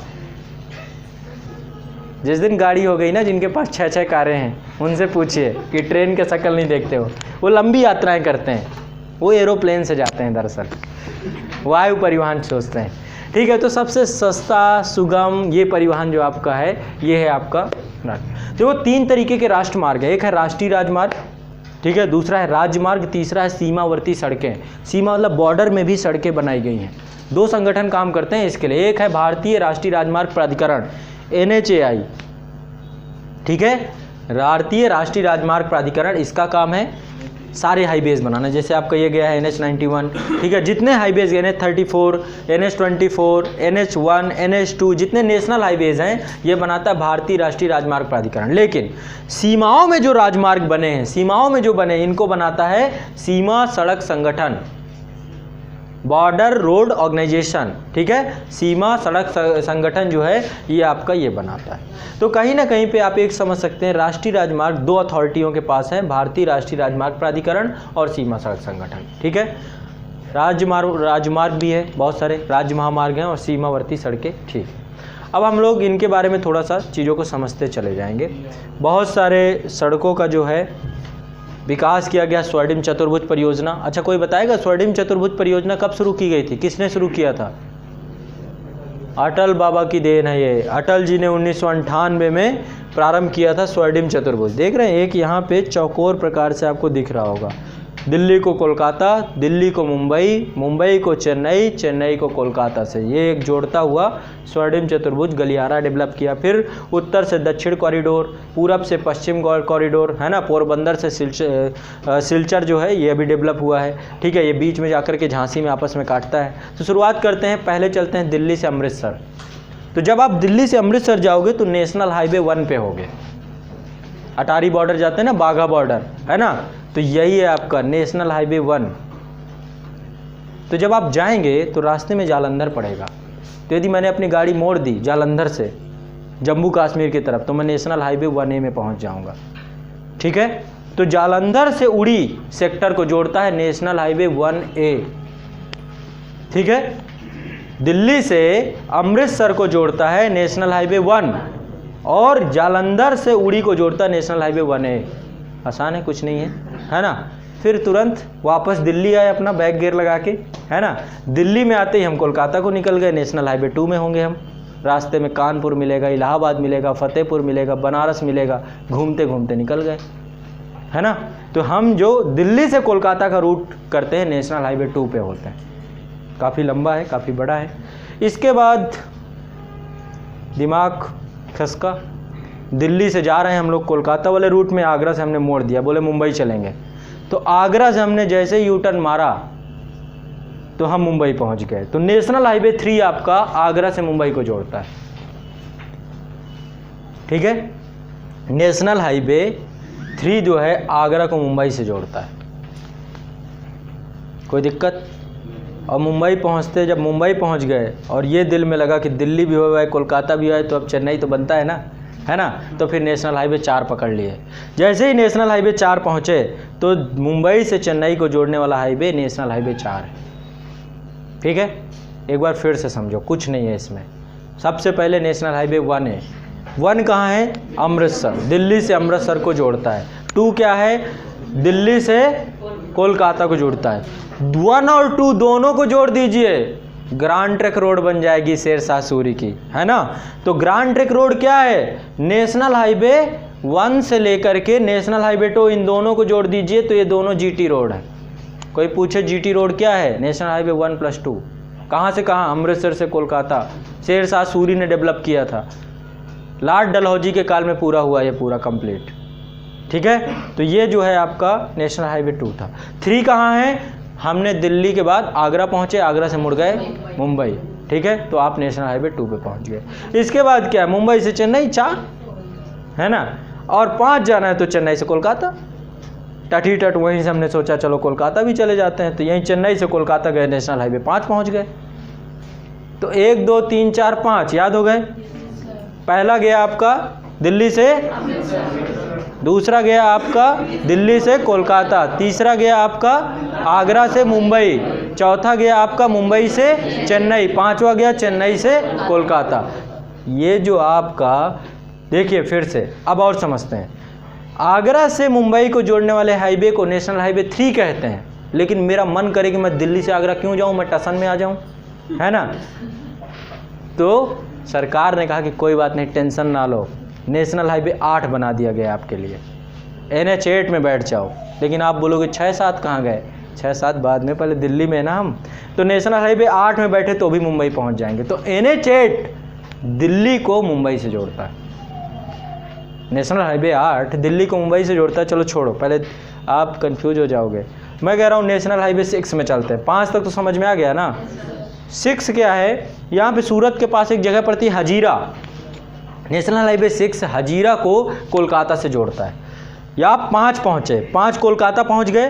देखो सबसे पहले हमने रूट पकड़ा अपना, यहाँ से गए अमृतसर, अमृतसर से वापस लौट आए कोलकाता, दिल्ली, दिल्ली से फिर कोलकाता, नेशनल हाईवे 2, फिर वापस लौटे, आगरा से ही मुड़ गए हम, मुंबई पहुंच गए, नेशनल हाईवे 3, मुंबई से पहुंच गए हम चेन्नई, नेशनल हाईवे 4, चेन्नई से पहुंच गए कोलकाता, नेशनल हाईवे 5, कोलकाता से फिर सीधा रूट मार दिए, बोले अब सीधा सीधा चलेंगे, सूरत के पास हजीरा पहुँच गया, नेशनल हाईवे 6, ठीक है। फिर इसके बोला कि मोदी जी कहाँ से हैं, है ना। किसी ने पूछा मोदी जी कहाँ से, आपको लगा गुजरात से, बोले गुजरात नहीं बनारस से हैं। तो सीधा आप बनारस आ गए। बनारस से कन्याकुमारी जोड़ता है नेशनल हाईवे 7, NH7 बनारस से नेशनल हाईवे, अब तक ये सबसे लंबा हाईवे हुआ करता था। अब भी आपने यही पढ़ा होगा कि सबसे लंबे हाईवे नेशनल 7 है, NH7 ही है। लेकिन अब ये ना रहा, अब नॉर्थ टू साउथ कॉरिडोर बन गया है जो कि श्रीनगर को कन्याकुमारी से जोड़ता है। ये हो गया है सबसे बड़ा, ये NH44 है, नेशनल हाईवे 44, ठीक है। इसके बारे में बाद में चर्चा करेंगे। तो NH6 क्या है, कोलकाता से हजीरा को जोड़ता है। NH7 क्या है, बनारसी से कन्याकुमारी को जोड़ता है। इतने तक में तो कोई दिक्कत नहीं आई, है ना। अब इसके बाद NH8 दिल्ली से मुंबई, NH8 दिल्ली से मुंबई को जोड़ता है। अब कितना घूमोगे, हो गया इनफ। तो आपको इतने हाईवे कम से कम अपने याद करके रखना है, मिनिमम मेन हाईवेज यही हैं। अब इनमें से स्वर्णिम चतुर्भुज क्या है, स्वर्णिम चतुर्भुज ये जो आपका नेशनल हाईवे 2+3+4+5 इनको आपस में जोड़ दीजिए, यही आपका स्वर्णिम चतुर्भुज परियोजना है। ये परियोजना, ये पूरा जो गलियारा बनाया गया स्वर्णिम चतुर्भुज, ये है 5846 किलोमीटर, 5846 किलोमीटर है। 1998 में अटल जी द्वारा शुरू किया गया था, ठीक है। चलो काफ़ी कुछ घूम लिया, इनफ। इसके बाद एक आपका नेशनल हाईवे 44 जो मैंने बताया, नॉर्थ टू साउथ गलियारा है, पूरा कॉरिडोर बनाया गया है उत्तर से दक्षिण को जोड़ने के लिए, नेशनल हाईवे 44। एक आपका बनाया गया है, ये पोरबंदर से सिलचर को जोड़ता है। सिलचर आपका हासम पड़ता है, ये है आपका पूरब से पश्चिम गलियारा, पूरब को पश्चिम से जोड़ता है पूरा ये गलियारा, ठीक है। तो जो पूरब से पश्चिम को जोड़ता है, ये जाके झांसी के पास, उत्तर प्रदेश के झांसी में, ये उत्तर से दक्षिण गलियारे को काट देता है, क्रॉस बना देते हैं आपस में। ये ऊपर से वो वाला आता है, ये इधर से जाता है, बीच में काट देते हैं। तो झांसी के पास ये दोनों एक दूसरे से मिल जाते हैं, ठीक है। तो ये हो गए आपके। इसके बाद एक सबसे छोटा हाईवे कौन सा है, सबसे छोटा है नेशनल हाईवे 47, ठीक है। ये आपका 6 किलोमीटर लंबा है, 6 किलोमीटर कुछ होता नहीं है ना।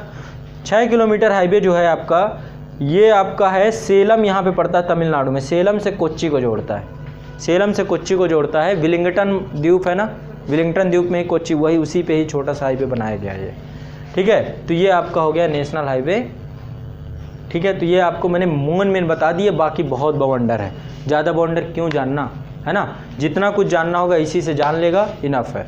इसके अलावा 2-3 बातें और। NH7 जो आपका है 2369 किलोमीटर है ना। और सड़कों की कुल लंबाई में पहला स्थान किस राज्य का है, सड़कों की कुल लंबाई में पहला स्थान किस राज्य का है, महाराष्ट्र का। दूसरे नंबर पे अपना उत्तर प्रदेश, ठीक है। पूरे भारत की 10.7% सड़कें महाराष्ट्र में बनी हुई हैं और उत्तर प्रदेश में 10.1% सड़कें जो है उत्तर प्रदेश में बनी हुई। दूसरे नंबर पे यूपी है अपना। भारत सरकार ने एक कभी परियोजना बनाई थी, भारतमाला परियोजना, ठीक है, घोषित की थी 30 अप्रैल 2015 को।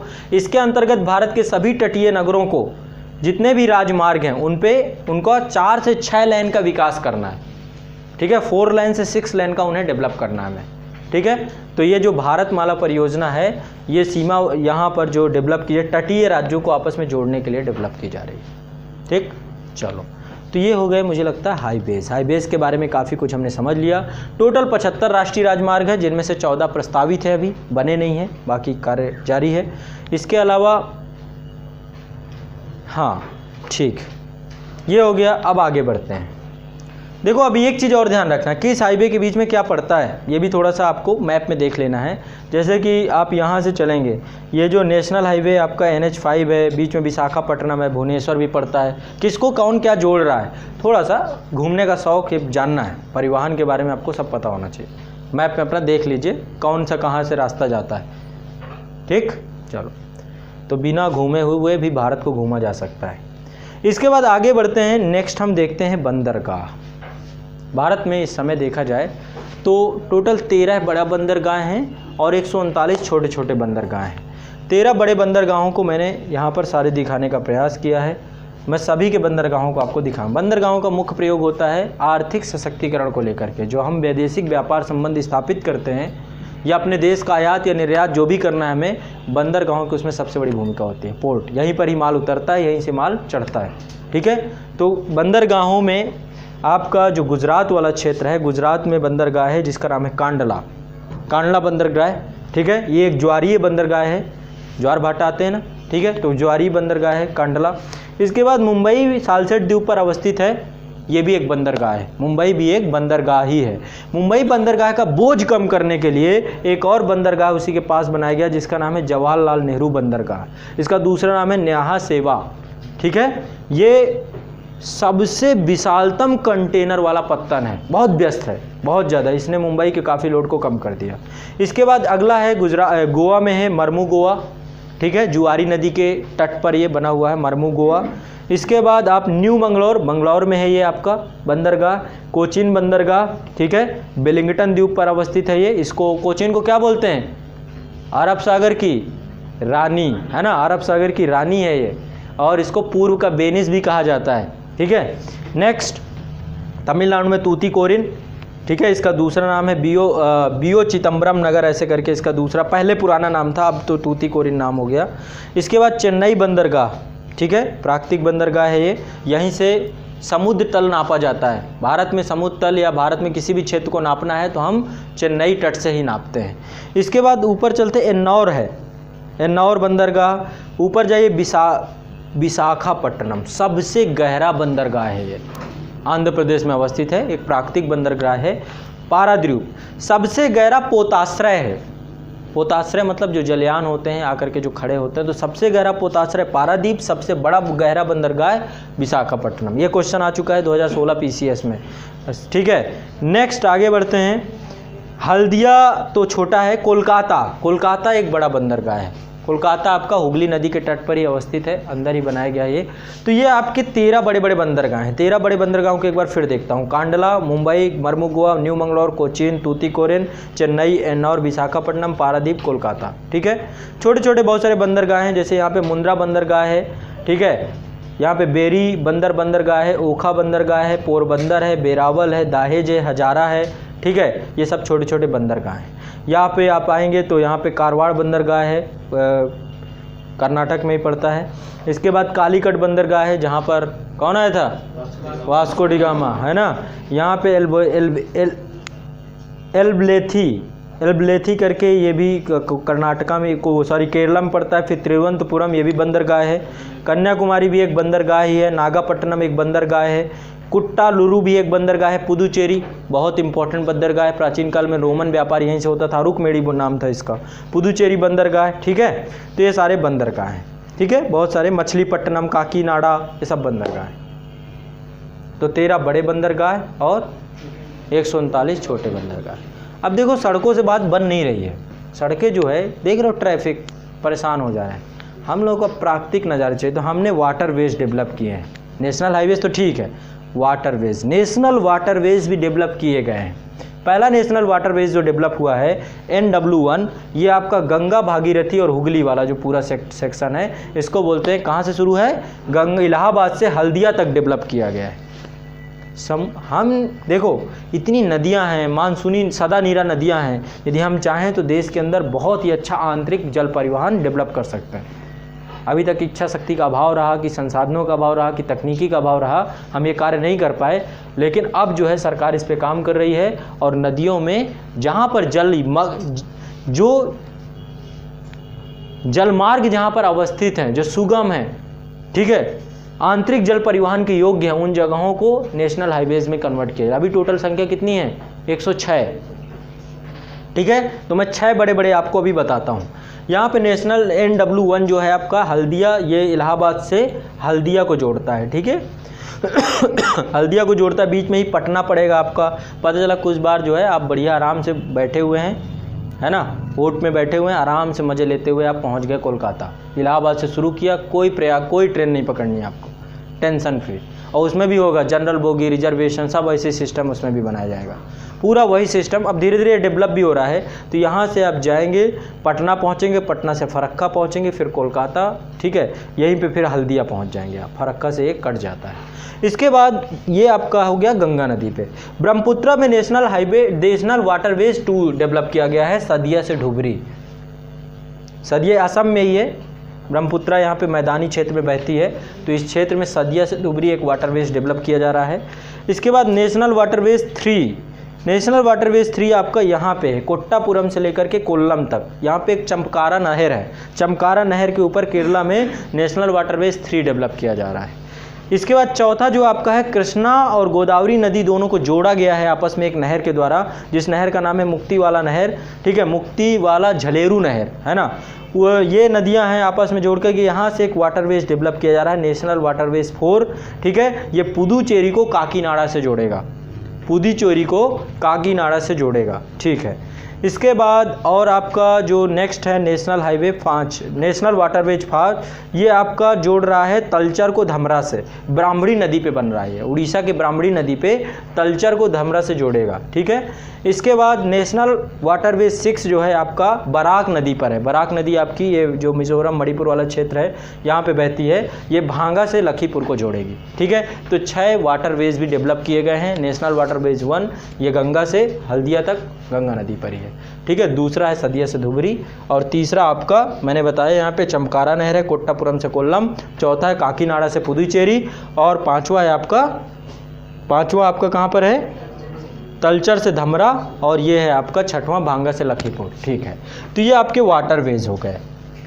देश का ये आंतरिक जलमार्ग डेवलप किया जा रहा है बहुत जल्द, और यदि ये डेवलप हो जाता है तो देश के अंदर जिस तरीके से जनसंख्या बढ़ रही है तो परिवहन के दबाव को हम कम कर सकते हैं। बहुत सारे सकारात्मक पक्ष इसके हैं, ठीक है। आगे बढ़ते हैं हम लोग। तो लगभग काफ़ी चीज़ें हमने यहाँ पर देख ली, है ना, सब हो गया। एक बार फिर से देखते हैं क्या क्या हमने अभी तक पढ़ा। शुरुआत में मैंने आप लोगों को मिट्टियों के बारे में बताने का प्रयास किया, सारी मिट्टियाँ बताया। पर्वतीय मिट्टी है, यहाँ पर जलोढ़ मिट्टी है, यहाँ पर मरुस्थलीय मिट्टी है, यहाँ पे काली मिट्टी है, यहाँ पे ये कौन सी है, लाल मिट्टी है, यहाँ पे लैटराइट मिट्टी है, सब के बारे में चीज़ें बताई। मृदा स्वास्थ्य कार्ड योजना, ये इसके बारे में भी थोड़ी बहुत चर्चा हमारी हो गई। इसके बाद मैंने आपको भारत का मानसून समझाने का प्रयास किया। मैंने आपको ये समझाया कि जब सूरज उत्तरायण होता है, उत्तरायण होने से उत्तर भारत का क्षेत्र जो है वो गर्म हो जाता है। गर्म होने के कारण से यहाँ से हवा गर्म होकर के ऊपर उठती है, जिससे यहाँ पे लो प्रेशर जोन क्रिएट हो जाता है। वो लो प्रेशर जोन ऑस्ट्रेलिया में उपस्थित हाई प्रेशर जोन से जो पवनें 0 डिग्री पर आती हैं, उन 0 डिग्री की पवनों को अपने ऊपर खींच लेता है और दक्षिणी पश्चिमी मानसून क्रिएट हो जाता है, ठीक है। मैंने बिड सिस्टम बताने का प्रयास किया था कि 0 डिग्री में धरातल गर्म हो जाता है, पवनें गर्म होकर के ऊपर उठती हैं, ऊपर जाके ठंडी होती हैं, 30 डिग्री पे बैठती हैं, 30 डिग्री पे हाई प्रेशर बनता है, 0 डिग्री पे लो प्रेशर बनता है, पवनें 30 डिग्री से 0 डिग्री की ओर बहना प्रारंभ कर देती है। 0 से 30 डिग्री के बीच बहने वाली पवनों को व्यापारिक पवनें बोलते हैं, ट्रेड विंड बोलते हैं। 30 डिग्री से 60 डिग्री के बीच बहने वाली पवनों को पछुआ पवनें बोलते हैं, और 60 डिग्री से 90 डिग्री के बीच बहने वाली पवनों को पोलर ध्रुवीय पवनें कहते हैं। लेकिन मानसून में क्या होता है, मानसून में पवनों की दिशा परिवर्तित हो जाती है। पहले मैंने आपको दक्षिणी पश्चिमी मानसून बताया, अरब सागर की शाखा, बंगाल खाड़ी की शाखा। दूसरा उत्तर पूर्वी मानसून बताया, जहाँ पर इसकी शाखाएं देखी, ठीक है। तो हमने मानसून पश्चिमी विक्षोभ के बारे में थोड़ा बहुत जान लिया, ठीक है। तो ये हो गई आपकी मानसून। बाकी एल नीनो की परिघटना कुछ अलग है, उसके लिए कॉन्सेप्ट वगैरह बताना पड़ेगा, ठीक है, क्या है क्या नहीं है। जब मैं आप लोगों को डिटेल कुछ और पढ़ाऊंगा, कभी और चर्चा करेंगे उसकी। इसके बाद आपकी नेक्स्ट मैंने आप लोगों को वनस्पतियों के बारे में बताने का प्रयास किया कि पर्वतीय वन क्या होते हैं, हिमालय पर्वत पे उगते हैं, उष्णकटिबंधीय कांटेदार वन क्या हैं, सदाबहार वन क्या हैं जो हमेशा सदाहरित रहते हैं, पतझड़ वन क्या है ना, अनूप वन किसे कहते हैं, ये सब चीज़ें मैंने आपको बताया। 5 प्रकार की वनस्पतियाँ आपको बताई। वनों की बात हुई तो जनजातियों की बात हुई, जनजातियों के बारे में चर्चा हमने की। जनजातियों के बाद फिर हमने इसके बाद जितना भी जो जैव मंडल आरक्षित क्षेत्र हैं, चूँकि जनजातियों की चर्चा हुई तो जैव मंडल आरक्षित क्षेत्रों की चर्चा हुई, है ना। वन्य जीव संरक्षण की बात हुई, राष्ट्रीय पार्क, इसके बाद अभ्यारण्य, टाइगर रिजर्व, ठीक है। आर्द्र भूमि स्थल टोटल कितने हैं अभी, 26 टोटल आर्द्र भूमि स्थल हैं। 2 फरवरी 1971 को ईरान के रामसर समझौते के अंतर्गत विश्व आर्द्र भूमि दिवस मनाने का निर्णय लिया गया। और देखो आर्द्र भूमि किसे कहते हैं, एक होता है स्थायी जलीय भाव, एक ऐसा स्थायी जल क्षेत्र है, एक है स्थायी स्थल क्षेत्र, ठीक है। दोनों के बीच का क्षेत्र जो दलदली क्षेत्र होता है, ना तो जल है ना तो स्थल है, उसे आर्द्र भूमि कहते हैं। आर्द्र भूमि क्या है, ना तो स्थल है ना तो जल है, कभी स्थल कभी जल, दलदली क्षेत्र, ये आपका आर्द्र भूमि कहलाता है, ठीक है। तो इनको संरक्षित करने के लिए, चूंकि भारत में अभी 26 आर्द्र भूमियाँ हैं, इनको संरक्षित करने के लिए, यहाँ की बायोडाइवर्सिटी को संरक्षित करने के लिए 26 रामसर जल संधि के अंतर्गत ये स्थल आर्द्र भूमि स्थल बनाए गए हैं, ठीक है। तो ये आपका जो है लगभग मैंने सारी चीज़ें आपको बता दी। अभी तक जितनी चीज़ें मैंने बताई हैं। अब इसमें आपका काम क्या होगा, आप 2 से 3 बार इसको देखिएगा, ठीक है। यहाँ पे थोड़ा सा रेलवे के बारे में कुछ चीज़ें हैं। रेलवे में आपको पता है टोटल कितने जोन हैं, 17 जोन है। अभी एक कोलकाता जो मेट्रो क्षेत्र है उसको भी, कोलकाता मेट्रो रेल वाला जोन है उसको भी जोड़ लिया गया है। तो अब टोटल 17 जोन हो चुके हैं रेलवे में, ठीक है। और सबसे विश्व का सबसे ऊंचा रेल पुल कहाँ अवस्थित है, भारत में ही अवस्थित है, मणिपुर में। मणिपुर का नोनी में अवस्थित पुल जो है विश्व का सबसे ऊंचा रेल पुल है। पहली रेलवे सब जानते हो 1853 में, है ना, मुंबई से ठाणे चली। दुनिया भर की बातें सब ये सब जानते ही हो। बाकी कभी मैं रेलवे के सारे जोन आपको दिखाऊंगा, आगे फिर चर्चा होगी। अभी परिवहन कुछ बचा है, ठीक है। एयरपोर्ट वगैरह के बारे में चर्चा करेंगे। दिल्ली में आपका है ना इंदिरा गांधी अंतर्राष्ट्रीय हवाई अड्डा, है ना, तो एयरपोर्ट वगैरह के बारे में भी भारत में कहाँ पे है, कौन से है, अभी एक पार्ट और आएगा, एक पार्ट में और चर्चा करेंगे। फिर भारत के भूगोल की लोकेशन बेस्ड जानकारी कंप्लीट हो जाएगी, लोकेशन बेस्ड, ना कि कॉन्सेप्चुअल। कॉन्सेप्ट अलग चीज़ होती है, कॉन्सेप्ट मैं फिजिकल ज्योग्राफी के अंतर्गत कवर करूँगा। फिजिकल ज्योग्राफी में आपको एक एक चीज़ें इसी तरीके से समझाऊँगा। 1-2 वीडियो में पूरी फिजिकल ज्योग्राफी ख़त्म, झम दे, है ना। बिल्कुल शुरू करेंगे और 2 घंटे बाद कहा जाओ भाई अपने अपने घर जाओ, कोचिंग ख़त्म, ठीक। तो ये हो गया आपका पूरा कंप्लीट, जितना भी मास्टर वीडियो में मैंने करा दिया। आप इसमें क्या करिए, 2 से 3 बार इसे देखिए। पहले पार्ट 1 को देखिए, फिर पार्ट 2 को देखिए। आपका ज्योग्राफी कम समय में बहुत चीज़ें हो जानी है। ये सब किताबों में आपको बहुत घंटे लग जाते हैं पढ़ने में, सब कुछ करने में। यदि इसको देखेंगे सुनेंगे तो निश्चित तौर पे आपके अंदर एक गजब का कॉन्फिडेंस आएगा। कुछ चीज़ें इसमें बचेंगी नहीं। लगभग मेरा प्रयास यही रहा है कि मैंने सारा कुछ इसमें कंप्लीट कर दिया है, जितना सेक्शन कवर किया है, ठीक। जैसे मिट्टियाँ हैं, आप संभवतः गलत करें, ठीक है। जो चीज़ें आ जाएंगी लोकेशन बेस्ड जानकारी, जहाँ पर है, कहाँ पे क्या अवस्थित है, सब मैंने इसमें बता दिया है, ठीक है। प्राकृतिक वनस्पतियाँ संभवतः यदि आ जाता है तो आप सदाबहार बनी कहते हैं, 200 सेंटीमीटर, सब चीज़ें मैंने कॉन्सेप्ट पे। मानसून के बारे में मैंने बताने का प्रयास किया है। लोकेशन बेस्ड हाईवेज, मुझे नहीं लगता कि आप जितने मैंने बता दिए उसमें से गड़बड़ होना चाहिए आपके साथ। आदिवासियों को 1 बार 2 बार सुनेंगे तो याद हो जाएंगी। जैव आरक्षित क्षेत्र याद कर लीजिएगा, लोकेशन बेस्ड। और आप लोगों को मैं ब्लैंक मानचित्र बताता हूँ, आप भी यही काम करिए, अपने ब्लैंक मानचित्र में बनाइए इन सब चीज़ों को अलग अलग, हर चीज़ में अलग अलग ब्लैंक मानचित्र में जनजातियाँ दिखाइए इस स्टेट की, इस स्टेट के वन जीव अभ्यारण्य दिखाइए, इस स्टेट के जैव आरक्षित क्षेत्र दिखाइए, एक मानचित्र में पूरा जो है राष्ट्रीय पार्क दिखाइए। खुद बनाइए, किसी और की चीज़ से काम नहीं बनता है। जो मेहनत होती है वो आपकी मेहनत होती है, ठीक है। इसके अलावा एक विश्व के भूगोल से संबंधित भी मास्टर वीडियो पब्लिश है, मैं चाहता हूँ उसे भी आप देखें। विश्व के भूगोल का दूसरा पार्ट भी बहुत जल्द मैं लेके आऊँगा, उससे भी चीज़ें आपकी कंप्लीट हो जाएगी। तो एग्ज़ाम से पहले हम क्या करेंगे, 1-2 दिन, एक दिन बैठे भूगोल ख़त्म, झम दे, है ना। एक दिन में पूरा हिस्ट्री ख़त्म, एक दिन में पॉलिटी ख़त्म, एक दिन में ज्योग्राफी, सब एक दिन में आप ख़त्म करते हुए एग्जाम में 10 दिन में आपको लगेगा हाँ हो गया, जो मैंने अभी तक पढ़ा था कम समय में एक गज़ब का रिवीजन हो गया मेरा। समझ रहे हैं। तो ये प्रयास है मेरा। संभवतः उम्मीद यही है कि जो कुछ मैंने अभी तक प्रयास किया इसको दोहराएंगे, आप 2-3 बार दोहराएंगे तो इसको आत्मसात कर लीजिए। बहुत ज़्यादा जानकारी आप लोगों के पास आ चुकी है, ठीक है। चलिए यहीं से सत्र को समाप्त करते हैं। शुक्रिया।